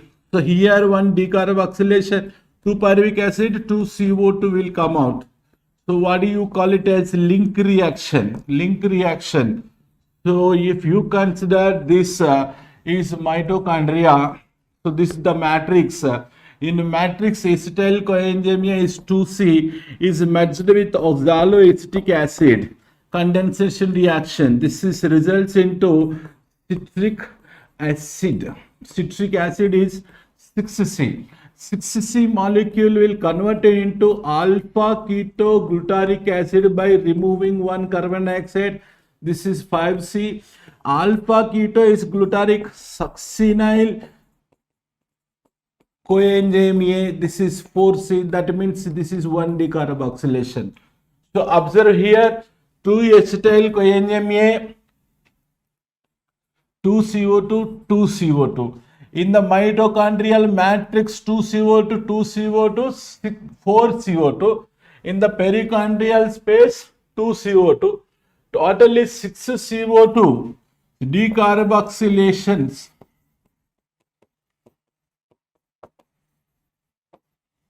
The total decarboxylations are 6. So 2 decarboxylations in the perichondrial space and 4 decarboxylations in the mitochondrial matrix. So my answer is there is no decarboxylation in cytoplasm, but in mitochondrial matrix would have in matrix means it is 4, it mitochondria, so you don't have that kind of option. So I have taken 6. If it is specifically mentioned matrix, then it is 4. 0:4 option is not there. So that is why we have to go for mitochondria. Then it will be 6. Then the first answer is correct. Are you getting me? Okay.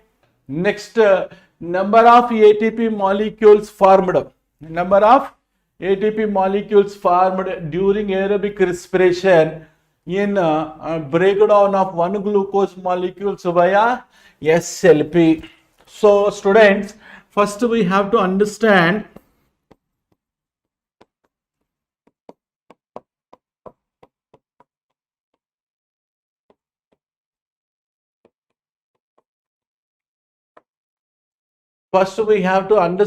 what is SLP. What is SLP? Substrate level phosphorylation. Substrate level phosphorylation. During glycolysis, there is a 7th reaction. Phosphogenol pyruvic acid is converted into pyruvic acid. This is 10th reaction. Here ATP is produced. 1,3-bisphosphoglyceric acid is converted into 3-phosphoglyceric acid. Here also 1 ATP is produced. So production of ATP, we know in case of chloroplast and mitochondria, production of ATP in case of chloroplast, it is photophosphorylation. In mitochondria, it is oxidative phosphorylation. In mitochondria, oxidative phosphorylation. Was it clear? So that requires chemiosmotic theory. Chemiosmotic theory.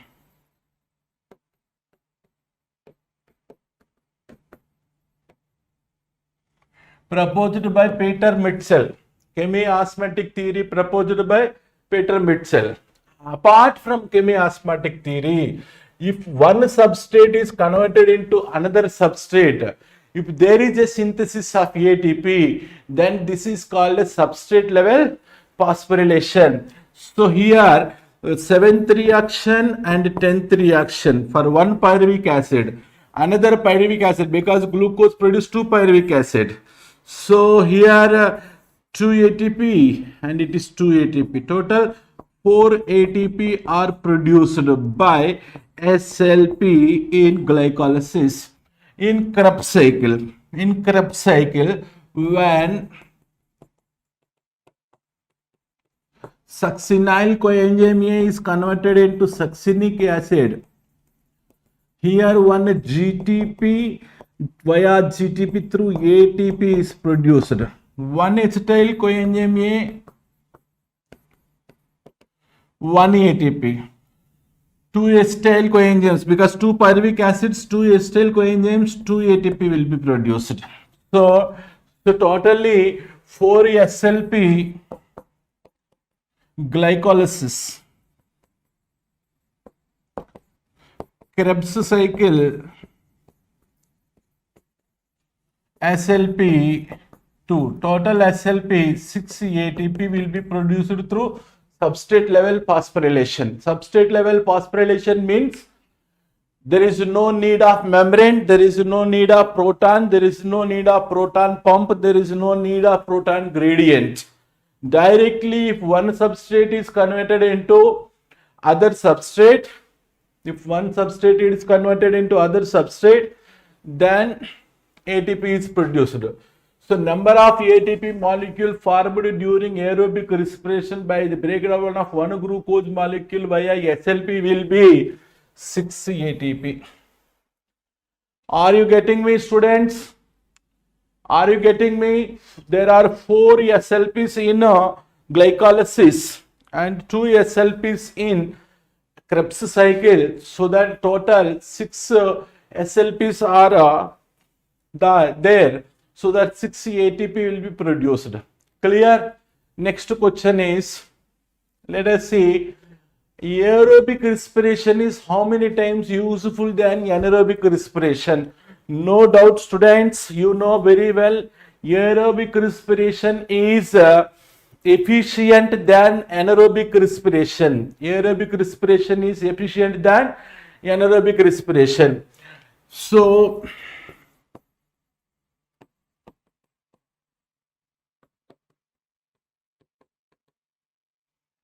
anaerobic respiration net gain of ATP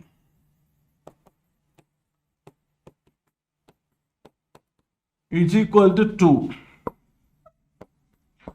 Aerobic respiration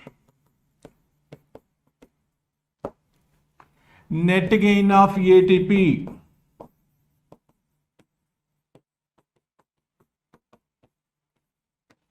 (38). So if I take 2 is equal to A, 38 is equal to B. So 38 is equal to B.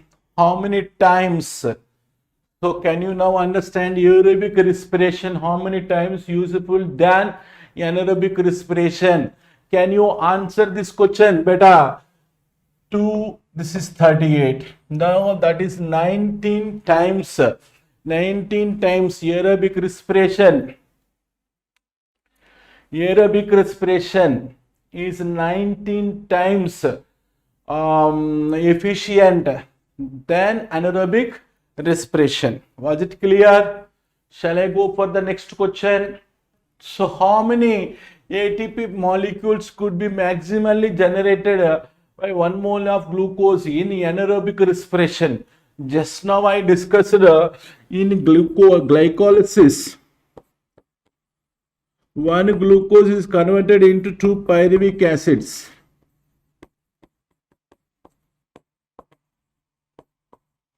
Just now I told you 4 SLP. There are 4 SLP. So 4 ATP is synthesized. But in 1 and 3 reaction, reaction number 1 and reaction number 3. Reaction number 1 is glucose turned to glucose 6-phosphate.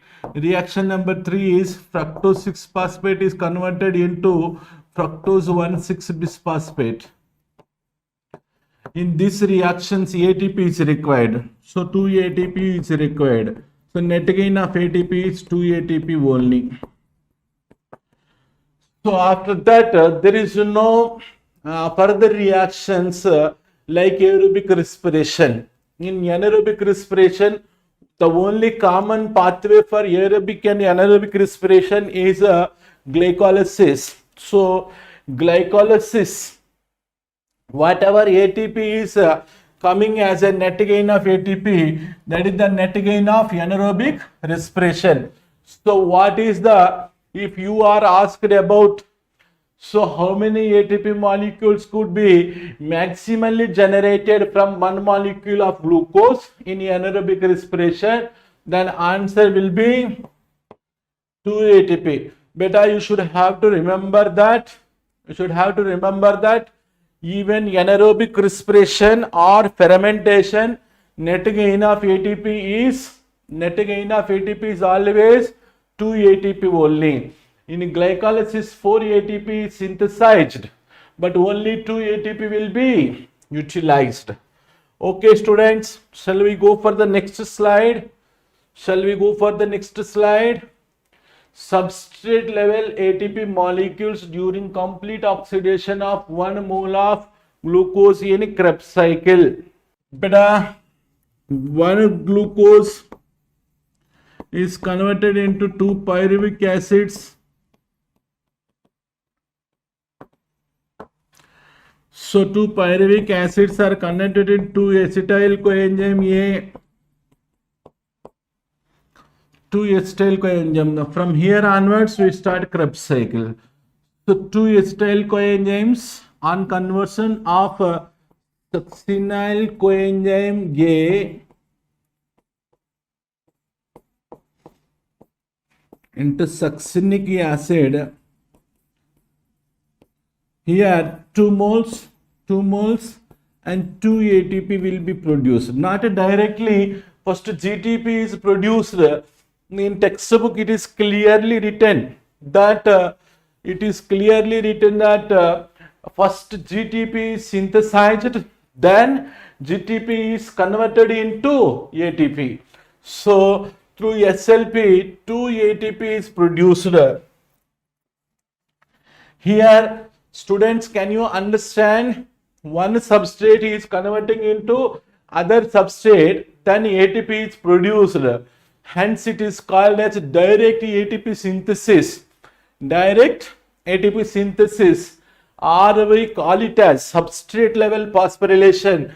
Then answer will be 2 ATP. Was it clear, students? Shall we go for the next slide? The number of ATP molecules produced. From one Krebs cycle are. So one Krebs cycle starts with, I'll take another color.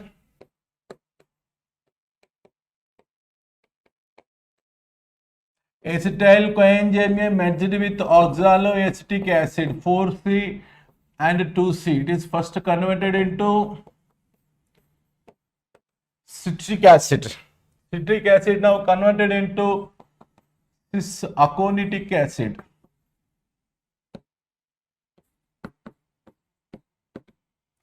Cis-aconitic acid is converted into isocitric acid.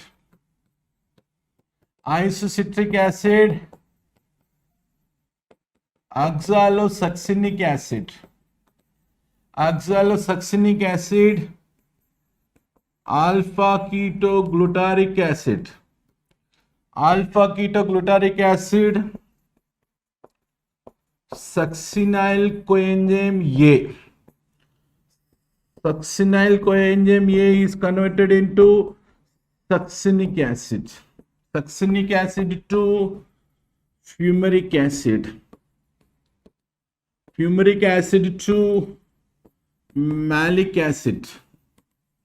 Malic acid to oxaloacetic acid. Was it clear? Beta? Was it clear? This is reaction number 10, 9, 8, 7, 6, 5, 4, 3, 2, and then 1. That is again 10-step reaction. So what is the question now? The number of ATP molecule produced from one Krebs cycle. Beta, here in the sixth reaction, one NAD plus is converted into NADH2. In the fourth reaction, NAD plus is converted into NADH2. In the eighth reaction, FAD is converted into FADH2. In the 10th reaction, again NAD plus is converted into NADH2. Clear? What is the, in the seventh reaction, one ATP is resulted. In the seventh reaction, one ATP is resulted as a net gain. As a net gain. So what you can understand from one Krebs cycle is, so you can have fourth reaction, sixth reaction, eighth reaction, 10th reactions are oxidation reactions. In the fourth reaction, NADH2, sixth reaction, NADH2, eighth reaction, FADH2, 10th reaction, NADH2. Then 3 NADH2, 1 FADH2, 1 SLP. Clear? This is the product of Krebs cycle.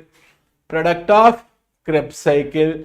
Now you can read the question again. The number of ATP molecule produced from one Krebs cycle are, count it, 3 NADH2.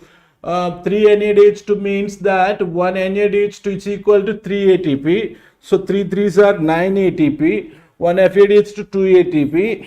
1 SLP 1 ATP. So total 9 plus 1 10, 10 plus 2 12. 12 ATP is net gain. 12 ATP is net gain. Students, are you getting me? Please respond. Are you getting me? There is 3 NADH2, 1 FADH2 and 1 SLP as a net gain. One SLP as a net gain.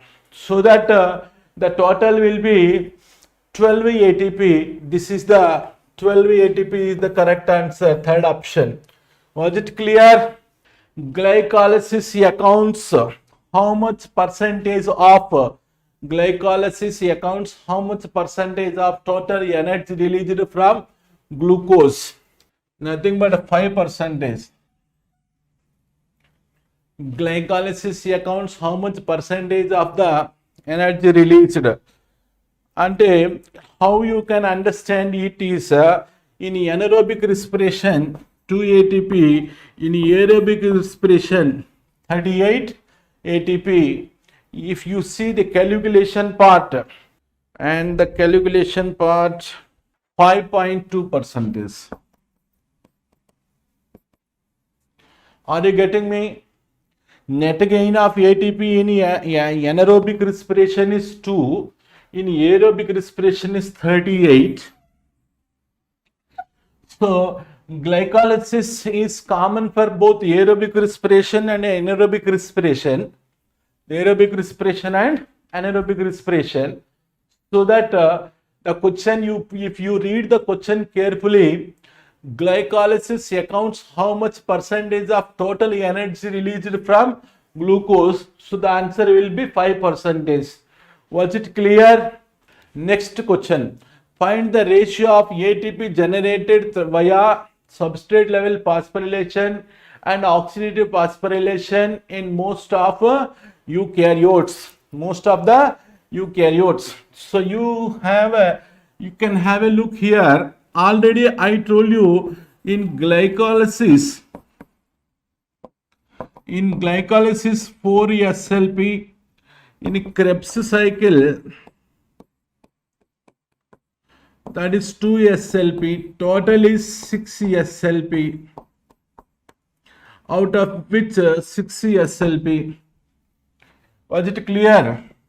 So from the glycolysis Krebs cycle and link reaction 10 NADH2 into 3, because 1 NADH2 is equal to 3 ATP, 10 NADH2 30 ATP.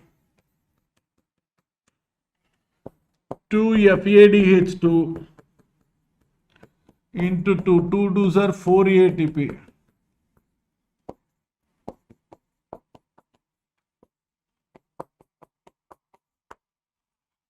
Through electron transport system, how many ATP are produced? How many ATP are produced? ETS 34 ATP on oxidation of 10 NADH2 2 FADH2, 10 NADH2 2 FADH2, 10 NADH2 into 3 is equal to 30, 2 FADH2 into 2 is equal to 4, so 30 plus 4, 34. But through SLP, how many ATP you got? 6 ATP. So 34 ATP from ETS, 6 ATP from SLP, total is, gross gain is 40 ATP. So minus 2 ATP, I told you earlier, in glycolysis, there is an expenditure of 2 ATP at 1 and 3 reaction. So this is 38 ATP as a net. But the question asked here is, find the ratio of ATP generated via substrate level phosphorylation is 6 and oxidative phosphorylation in most of the eukaryotics. Through oxidative phosphorylation we got 34. So 6 is to 34 is the correct answer. 6 is to 34 is the correct answer. So here through ETS 10 NADH2 are oxidized to 10 NADH2. Each NADH2 yield 3 ATP. 10 NADH2 yield 30 ATP. 2 FADH2 4 ATP. Total 34 ATP are produced through ETS. ETS means electron transport system. Was it clear? 6 ATP is produced through SLP. What is the ratio between ATP produced through SLP 6 and oxidative phosphorylation 34? The answer will be the third option. Was it clear? Shall we go for the next question? Have a look here. Number of ATP molecules produced from one turn of Krebs cycle from acetyl coenzyme A. This question resembles earlier question. Here you can understand one acetyl coenzyme A can yield 3 NADH2, 1 FADH2, 1 SLP. Was it clear? Students, was it clear? So 1 acetyl coenzyme A is completely oxidized. 1 acetyl coenzyme is completely oxidized. It will give 3 NADH2, 1 FADH2, 1 SLP. SLP nothing but 1 ATP. Clear? 3 NADH2 can give rise 9 ATP. 1 FADH2 give rise 2 ATP. And 1 SLP give rise 1 ATP. Total it is 12 ATP is produced on oxidation of 12 ATP is produced on oxidation of 1 acetyl coenzyme A. 1 acetyl coenzyme A. Students, was it clear? On 4th reaction, 6th reaction, 10th reaction, NADH2 is synthesized. 8th reaction, FADH2 is synthesized. The same question here, the number of ATP molecules produced from one Krebs cycle. It is the question. There, our next question is number of ATP molecule produced from one turn of Krebs cycle from one acetyl coenzyme A will be 12. Will be 12. But answer will be somewhat different if the question is like this: 1 acetyl coenzyme A via ETS. If it is the question like this, then your answer will be 11. You should not to take 1 SLP of 7th reaction. So here 3 NADH2 you can take, 1 FADH2 you can take. 3 NADH2 can yield 9 ATP, 1 FADH2 can yield 2 ATP. 9 plus 2 is 11 only. So this is question dependent answer. Are you getting me? This is question dependent answer. So here number of ATP produced from one turn of Krebs cycle from one acetyl coenzyme A is 12. It is okay. If the question is like this via ETS, then you should not to consider, you should not to take the ATP that is produced by SLP. So 3 NADH2 is equal to 3 3s are 9 ATP, 1 FADH2, 2 ATP, that is 11 ATP. Answer. When the question is via ETS only, you should not to consider the ATP of SLP. Then, so if the question is direct, one acetyl coenzyme A or one Krebs cycle, then your answer will be 12. Was it clear? Next slide will go. Number of ATP molecules produced from one pyruvic acid during conservation into one acetyl coenzyme A. So already I think we have discussed it. If one pyruvic acid is converted into one acetyl coenzyme A.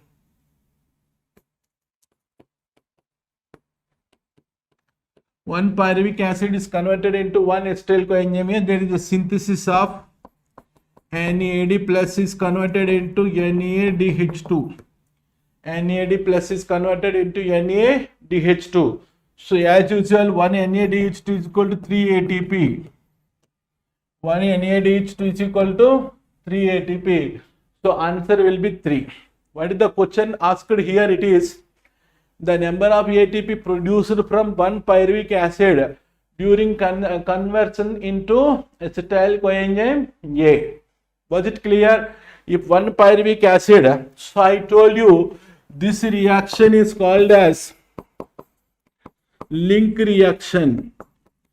Students, you know very well where do the link reaction takes place.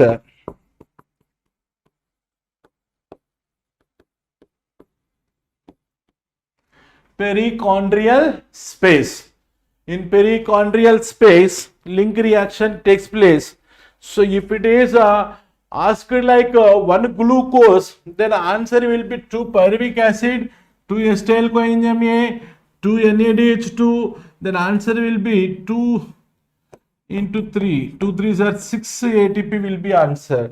If the question changes, answer also changes. If earlier he asked for only one pyruvic acid, if he asking about one glucose, then it will be 6 ATP in the link reaction. Clear? Shall we go next slide? Number of glucose molecules. Number of glucose molecules have to be utilized in anaerobic respiration to produce 38 ATP. Students, can you answer this question? So anaerobic respiration, generally in anaerobic respiration,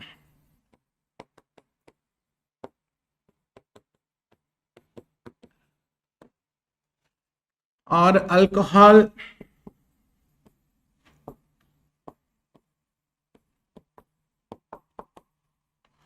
fermentation,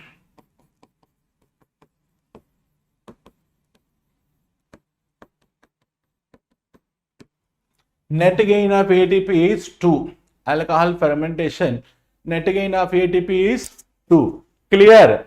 Then in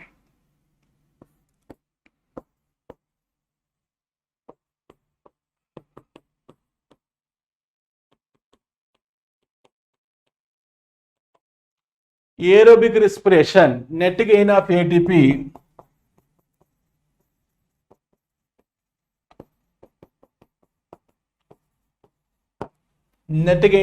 is 38. In aerobic respiration, net gain of ATP is 38. So I told you, so net gain of ATP in anaerobic respiration is A, in aerobic respiration is B. Okay, are you getting me? What will be the correct answer? Sorry. One glucose molecule, anaerobic respiration, 2 ATP. If you want to have 38 ATP, there is no answer in this question. The correct answer will be 19. 19 into 2 is equal to 38. So correct answer is 19. Correct answer is 19. Are you getting me? So I again repeat the question again. So number of glucose molecules required. If one glucose molecule undergone anaerobic respiration, you will have 2 ATP only. Then the question being asked, number of glucose molecules have to be utilized in anaerobic respiration to produce 38 ATP. Then by 2 it is equal to 19 glucose molecules are required. Was it clear? Was it clear? Next question. Number of oxygen atoms required in aerobic respiration of 1 pyruvic acid. 1 pyruvic acid. So every time there is 10 NADH2, 2 FADH2 are synthesized in total overall glycolysis link reaction Krebs cycle. Was it clear? So 1 NADH2 will give rise to H plus 2E minus plus. This will be oxidized. This is oxidized. NADH2 is oxidized to 2 H plus, 2 protons, 2 electrons and NAD plus. Here the question is, so overall these 2 electrons. So from 1 NAD this total I will take 12 reduced coenzymes. NADH2 or FADH2 are known as reduced coenzymes. Clear? 12 reduced coenzyme. For 1 glucose,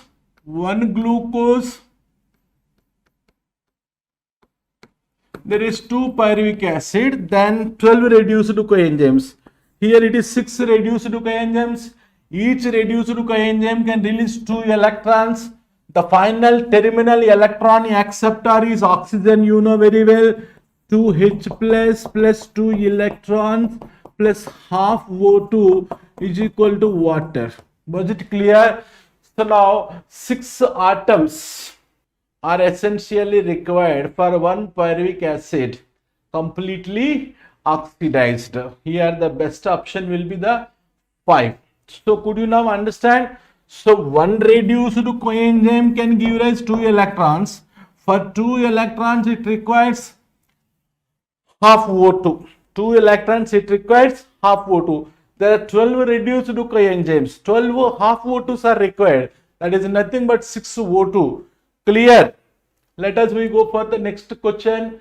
How many ATP molecules could be maximally generated from 1 molecule of glucose if complete oxidation of 1 molecule of glucose to CO2 and H2O, that yields 686 kilocalories if ATP is equal to 12 kilocalories. Very good, beta, very good question. So if 1 ATP is equal to 12 kilocalories, then 686 kilocalories by 12 is equal to 57. This is the answer. How many ATP molecules will be generated from 1 molecule of glucose if the complete oxidation of 1 molecule of glucose to CO2 and H2O yields 686 kilocalories? If each ATP is 12 kilocalories, then answer will be 57. So this is all about today's lesson of numericals in respiration, and tomorrow we will go with a new part of biology which make you interesting. Thank you very much. Thank you one and all. Good morning. How are you all doing? Today we like to go into the details of the cockroach, because most of the questions coming in NCERT NEET, okay, they will be about the morphology and also about the various physiological functions like digestion, respiration and circulation. So we try to go in detail about this Periplaneta americana. This actually is not native of India, as the name indicate.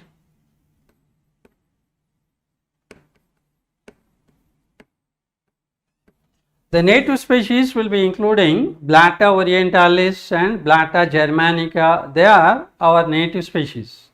This is an exotic species, but it multiplied in such a large number, it is seen almost in all households, isn't it?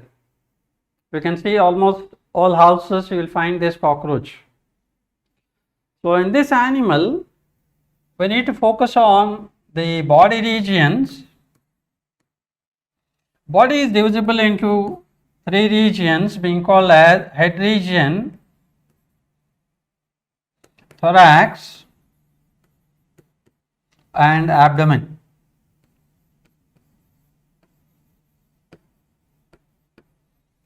What are these regions being called as? The other day I was discussing about the phylum Arthropoda. I told you in arthropod the body is divided into the functional regions, right? And the process is named as tagmosis, and each region is called as one tagma. This is one functional region, head. This is another functional region called thorax, and abdomen is one functional region which can be called as a tagma. So head in cockroach is formed by the fusion of 6 segments.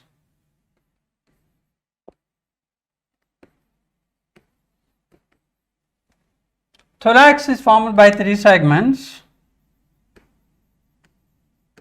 and abdomen is having 10 segments. Okay, head is consisting of 6 segments. All these 6 they get fused, so that you will find the skeletal structure. We call it as a capsule. For example, say this is the body of the cockroach, present like this. The head is oriented longitudinal axis to the longitudinal axis. Head is present right angles.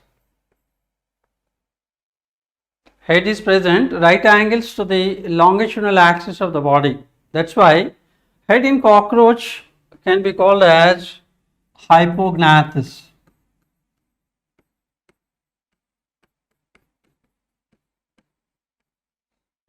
The term is additional, but you have the sentence in NCERT that says head is present right angles to the longitudinal axis of the body, which is named as hypognathous head.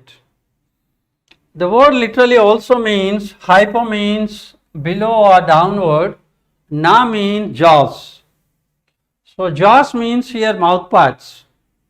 Mouth parts are directed downwards. Mouth part, they get directed downward, that's why it is also named as hypognathous. Okay, so all these 6 plates, cockroach, as you know, it has the skeleton present in the form of plates which are called as sclerites, right? All these 6 plates, they get fused so that it forms a head capsule.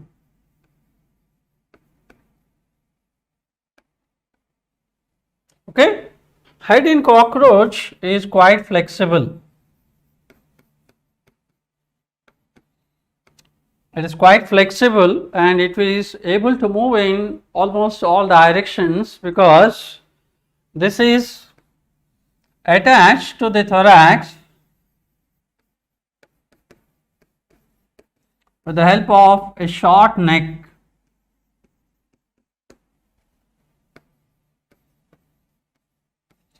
Neck is also referred to as cervicum.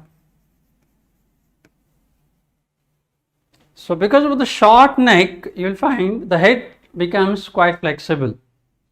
So neck is not seen dorsally. The dorsally you will find the head is concealed. Okay, head in cockroach, this is also you need to remember. Head in cockroach is concealed. What do you mean by concealed?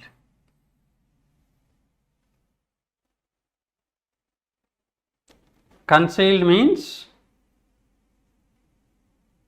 it is hidden or it is not seen.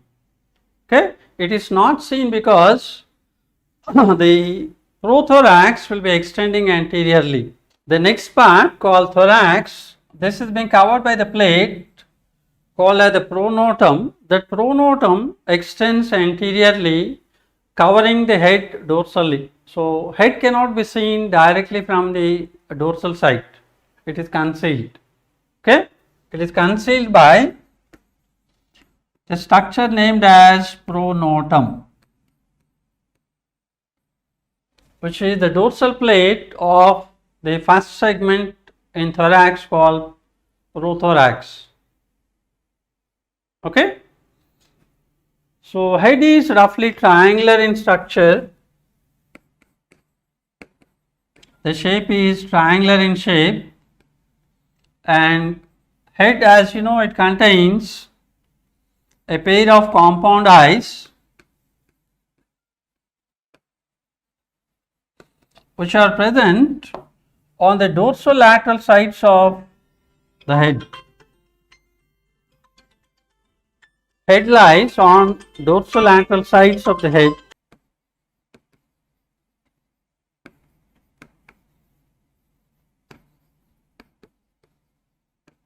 Right? Beside compound eyes, cockroach contains a pair of antennae.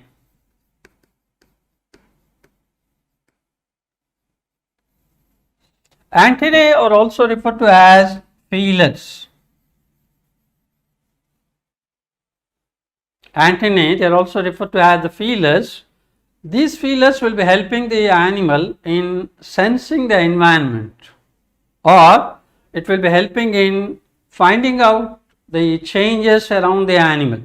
It can sense the changes where it is acting as tactile structure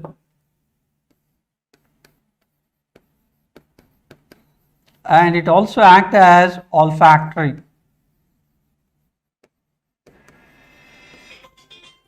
Tactile means the sense of touch. Olfactory means, as you know, it is sense of smell. Cockroach can detect the sense of touch with the help of those pair of antennae, the long, the elongated thread-like structures which will be moving, right? They are the antennae which are detecting the sense of touch, and it also can detect the sense of smell, which are sensory in nature. Cockroach also has simple eyes. In front of the compound eyes, the head is provided with a pair of simple eyes. Simple eyes are named as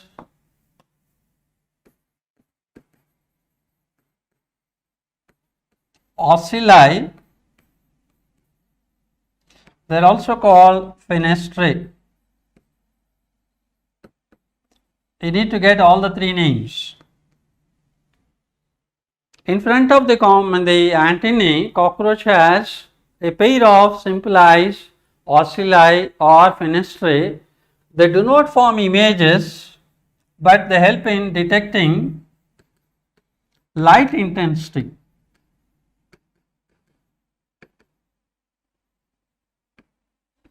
Cockroach is able to detect the light intensity with the help of these simple eyes. They don't form any image. Images are formed by compound eyes. And hanging from the lower side of the head, you will find the mouth parts. Right? Mouth parts in cockroach are named as, or they belong to the type being called as biting and chewing type.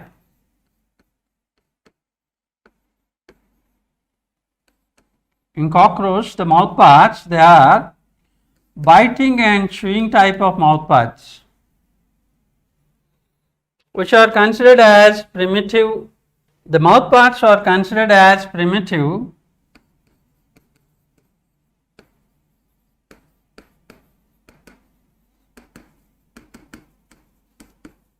because this type of mouth parts are seen in the larval stages, and adult animals will have a different type of mouth part. For example, if you take a butterfly, yeah, you will have mandibles, maxillae, labrum, labium, right? Good.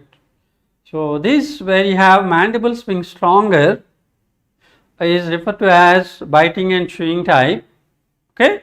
So this is, say for example, in the larva like caterpillar has biting and chewing type.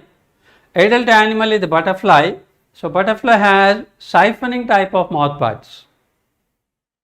Similarly, the larva of mosquito is called regular. Larva of housefly is called maggot. Right? So these larval forms, they have the type of mouth parts called biting and chewing type, but adult animal has a different type of mouth parts. So insect larvae, they generally have this type of mouth parts. Adults will be having a different type. That's how it is referred to as the primitive type of mouth parts. Okay. So you should remember the names and also the diagrammatic idea about the animal. You should remember. Labrum is referred to as upper lip. Right? This is single. Cockroach has a pair of maxilla, then a pair of mandibles. Mandibles also a pair,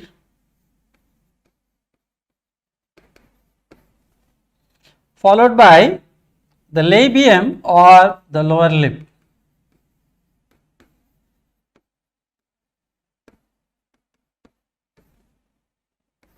Upper lip is labrum, lower lip is labium.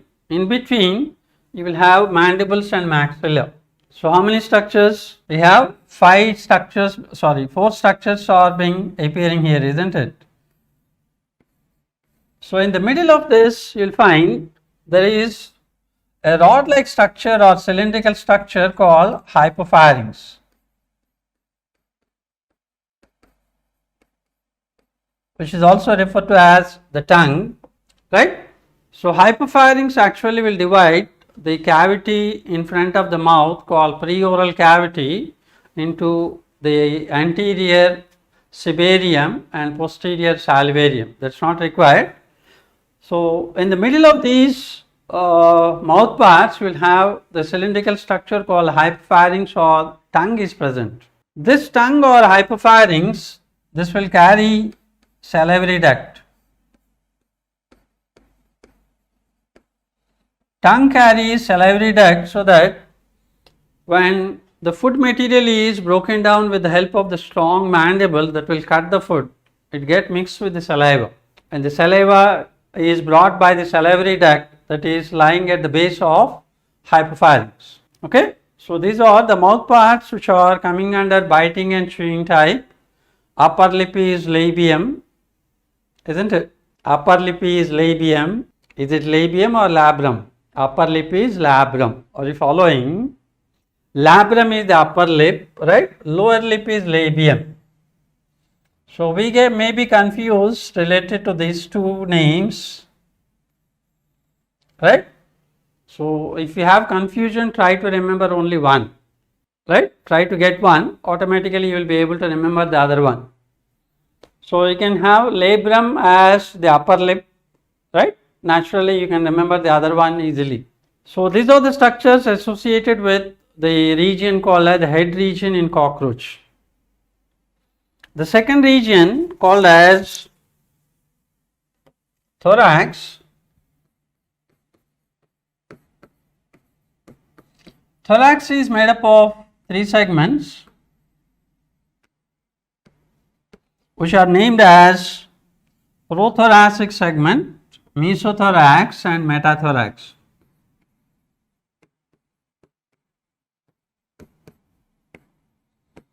First segment is called prothorax, second is called mesothorax, third is called metathorax. Prothorax, this is the segment or the region which will be covered by a tergum called as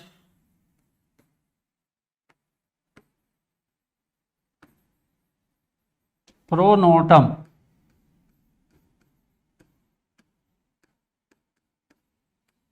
Prothorax is covered dorsally by a plate named as the pronotum. So, speciality of pronotum is this is the largest sclerite.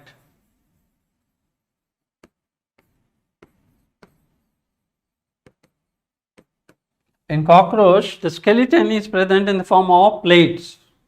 It is not single piece exoskeleton.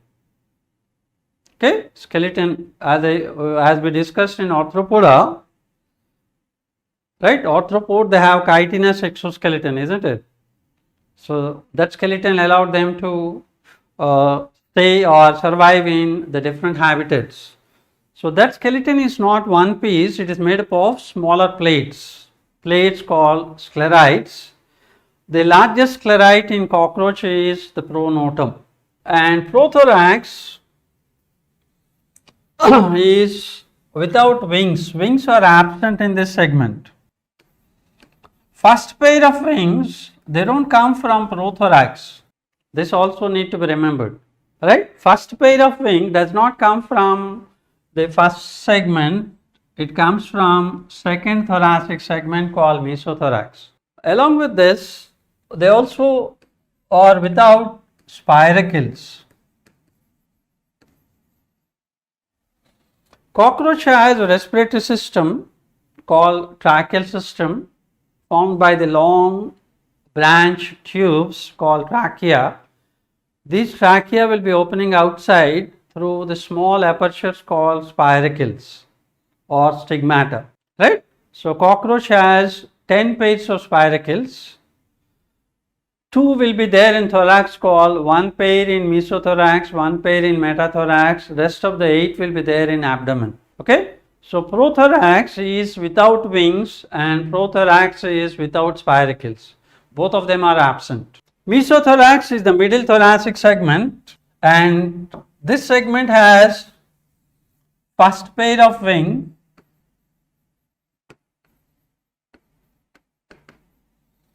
first pair of wings are present in mesothoracic segment.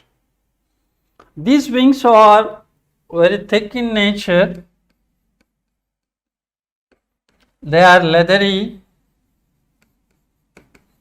opaque,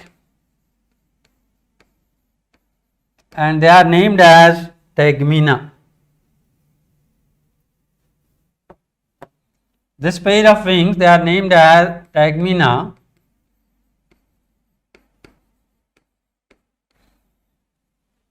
This pair, it does not help the animal in flight.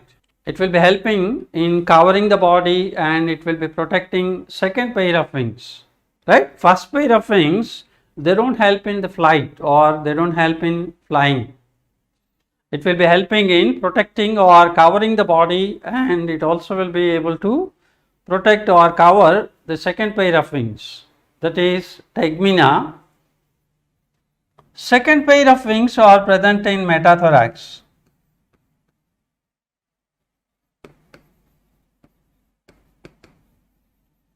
These wings, they are thin, membranous, and they help in flight.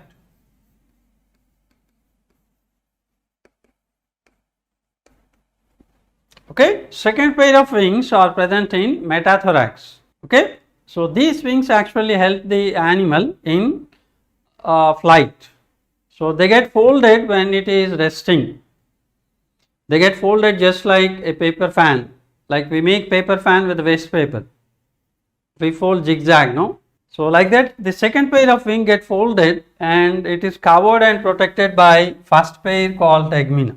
So you should remember that first pair does not lie in prothorax, first pair lies in mesothorax, second pair lies in the metathorax, or first pair can be called as the forewings, second pair can be called as the hind wings.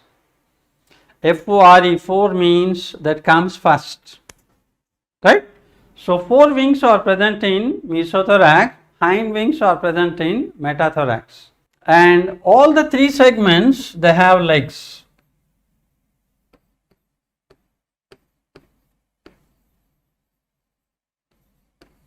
All the three segments, that is prothorax will have one pair of leg, mesothorax will have one pair of legs, and metathorax also has one pair of legs, right?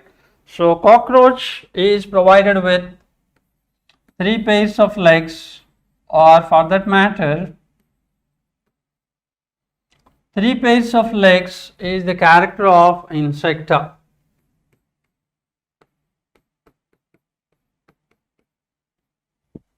Three pairs of legs is the character of insecta, that's why insecta is also named as hexapoda.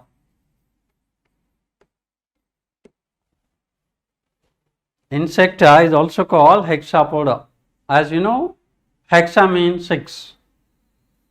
Mono, di, tri, tetra, penta, hexa, hepta, octa, nona, deca, no? So hexapoda means they have 6 legs or 3 pairs of legs. So each thoracic segment will have one pair of legs attached to it. That's about the thorax, the region having 3 segments, which is most muscular because it will be helping in the locomotion of the animal, having legs as well as wings. And the third region is abdominal region. Abdomen is made up of 10 segments.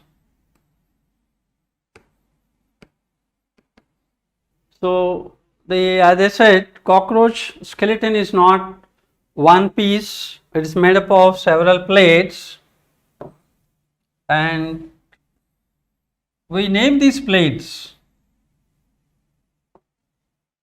The dorsal plate is called as tergum or the tergite, ventral plate is called sternum or sternite, lateral plates are called as pleurites or pleura. You should remember these names. This is the dorsal plate. Dorsal plate can be called as a tergite or tergum.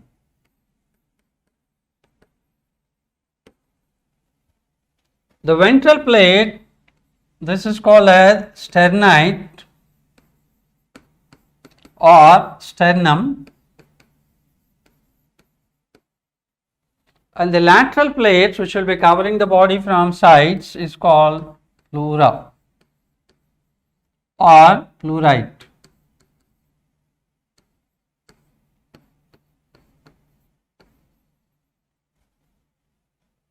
Okay, tergite or tergum, sternite or sternum, and the lateral they are called as the pleurites or the pleura.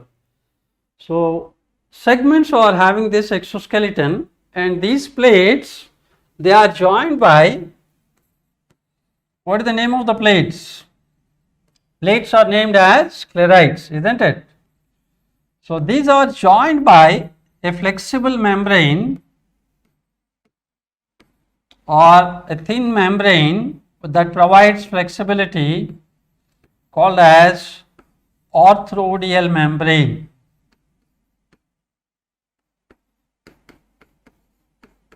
The membrane is called arthrodial. Arthropoda, right? Arthropoda, so it is arthrodial. Or you can call this also as articular membrane.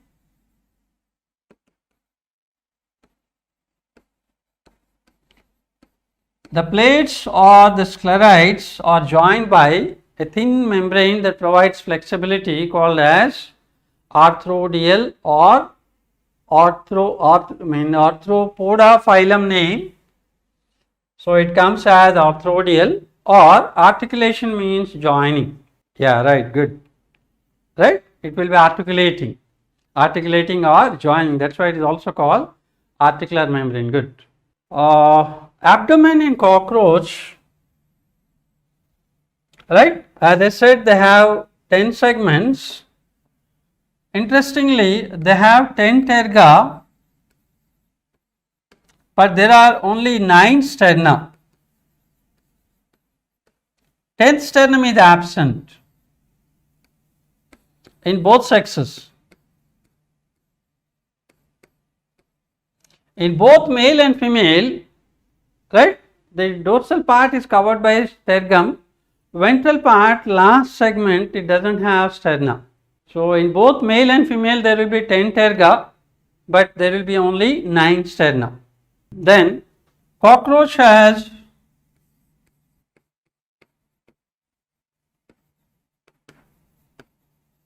dimorphism, or it shows sexual dimorphism. Cockroach shows sexual dimorphism. That means sexually, di means to, morphic means forms. So sexually there is male form and female form separate, and you can identify the organisms externally as male or female. So if you can identify the animal externally as male and female, then we say the organism exhibits dimorphism, sexual dimorphism. So the dimorphic characters where a male cockroach has a pair of anal styles. Male cockroach has a pair of anal styles, or they can also be called as caudal styles.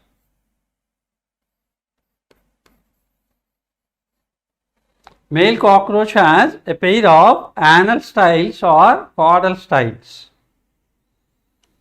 So these are the structures which are unjointed. Caudal styles or anal styles are unjointed. They don't have joints. And they arise from 9th sternum. This is the additional information, but you can remember easily.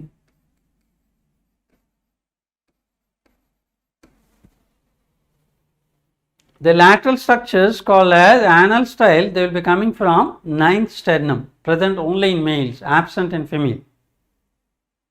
This is one character. Second one is males.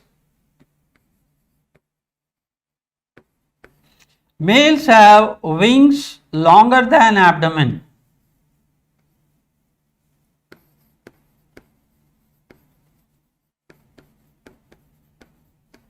In case of the males, you will find the wings are longer than abdomen. For example, say you have abdomen being present extending up to this region, right?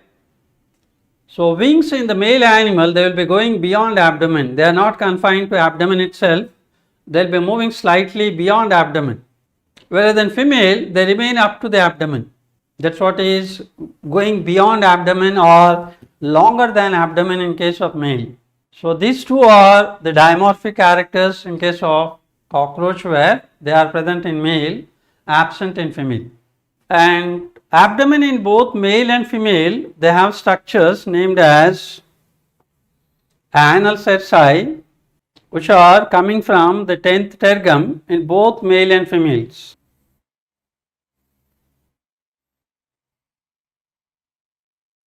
In both male and female, you will find a pair of structures named as anal cerci or being present, which are jointed structures. A pair of jointed structures which are 15 jointed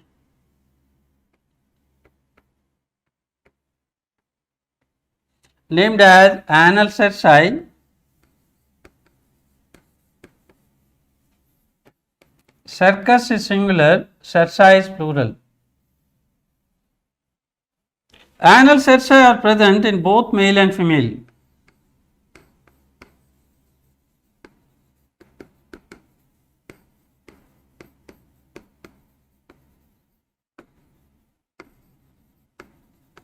These structures are present in both male and female cockroaches, right? And they are jointed. There are 15 jointed structures, small joints will be seen, okay, which are there in both male and female. But male has these two characters additionally. So these are the characters you need to remember related to the region called as abdominal region in the cockroach, right? So the segments which are 10, but there are only 9 sterna, and you also have dimorphism related to the structure called as the genital pouch or brood pouch. That is also different in male and female cockroaches. Abdomen, it contains brood pouch or genital pouch,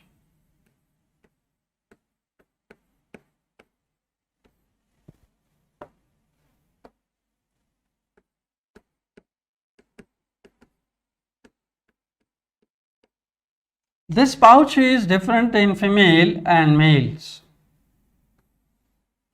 In case of female, the brood pouch is formed by 7th, 8th and 9th sterna.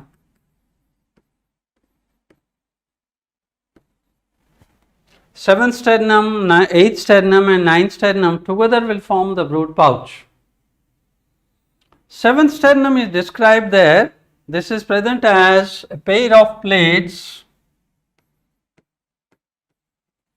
7th sternum is present as a pair of gynovalvular plates.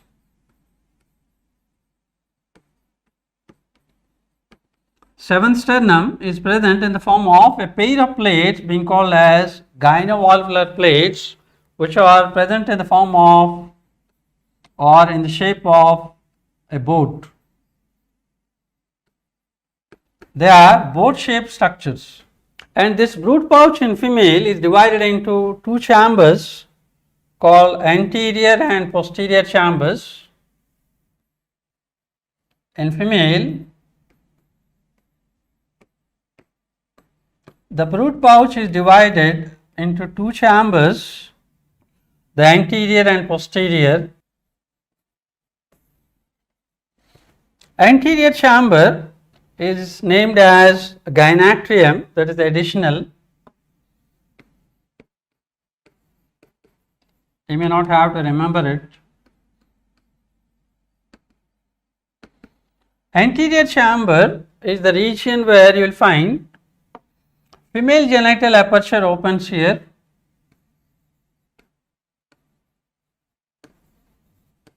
Female genital aperture or female gonopore opens into anterior chamber. Spermatheca opens into anterior chamber,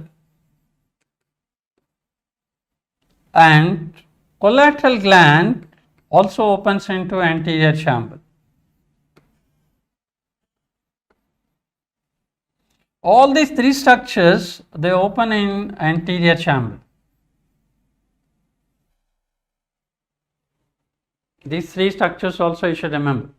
The anterior chamber in the female brood pouch has female genital aperture or the female gonopore opening into it. A pair of spermatheca also will open, and a pair of glands called collateral glands also will open into anterior chamber. Okay? And anterior chamber is also the region where fertilization takes place, also in the region.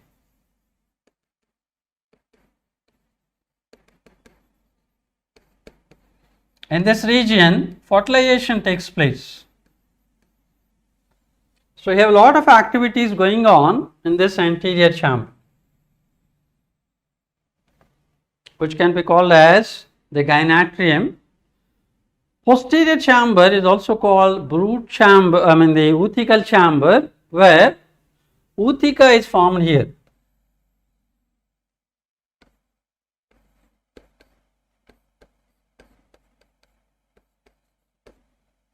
ootheca or egg case formation takes place in posterior chamber. After the fertilization, as you know, you'll find the fertilized eggs are covered by a chitinous covering, protective covering, being named as egg case or ootheca.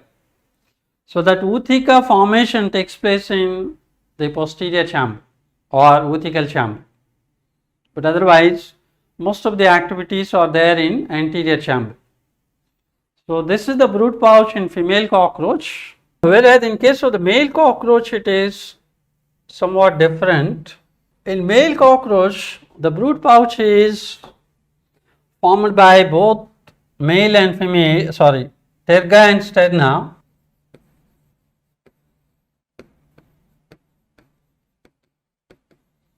In case of the male cockroach, the genital pouch is formed by, on the dorsal side,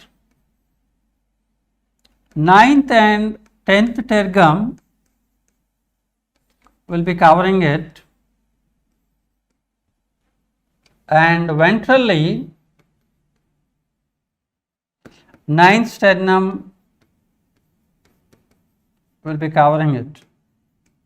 Genital pouch or the brood pouch is different in male cockroach and female cockroach. In female, it is formed by the 3 sterna called 7th, 8th and 9th sterna will form. There is no role of terga. But in male cockroach, you have the contribution of both terga and sterna, the dorsal plate as well as ventral plate.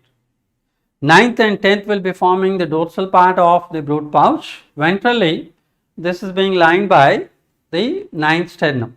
So that is the variation or the differences between male and female cockroaches. And cockroaches, they have external genitalia, the male and female cockroaches. They have structures helping in reproduction named as external genitalia. So in cockroach we call them as gonapophysis.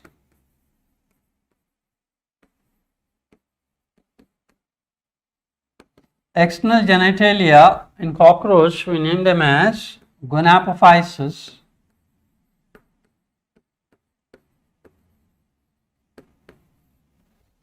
Gonapophysis are also again different in male and female cockroaches. So gonapophysis in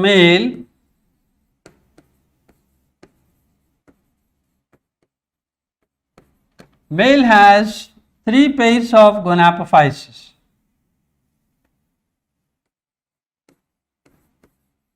Male cockroach, it's female. Male has 3 gonapophysis named as a right, left and ventral. In male, we call these gonapophysis only in male. We can call them as phallomeres, not in female. In males, gonapophysis can be called as phallomeres. So male cockroach has a right phallomere, male cockroach has a left phallomere, male cockroach has ventral phallomere. Okay? So these 3, they are completely different. Each one is having a different structure. So that's why we call them as asymmetrical. Phallomeres are asymmetrical. Okay? So for example, if you take the phallomere like left phallomere, this is only to have a rough idea. You don't have to get the things. Diagrammatically, you don't have to draw them, but this diagram is labeled in the external characters.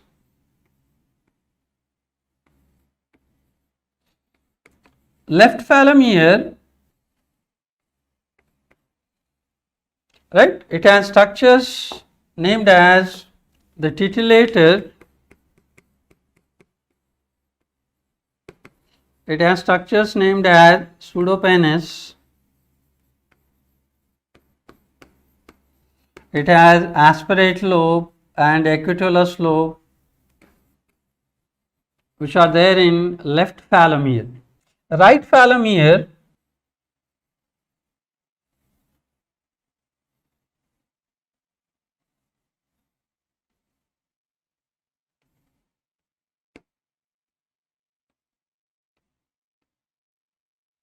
this is the right phalomere, and ventral phalomere. Ventral phalomere receives ejaculatory duct.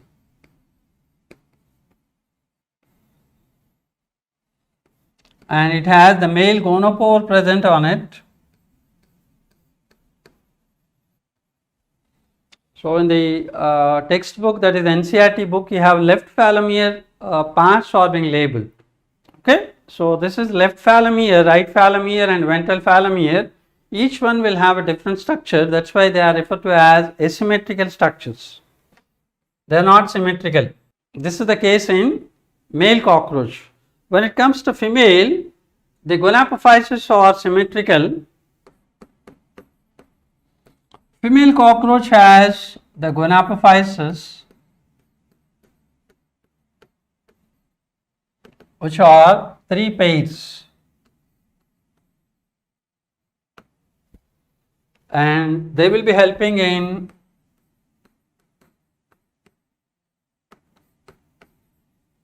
positioning the eggs or placing the eggs in the brood chamber and in the formation of the egg case.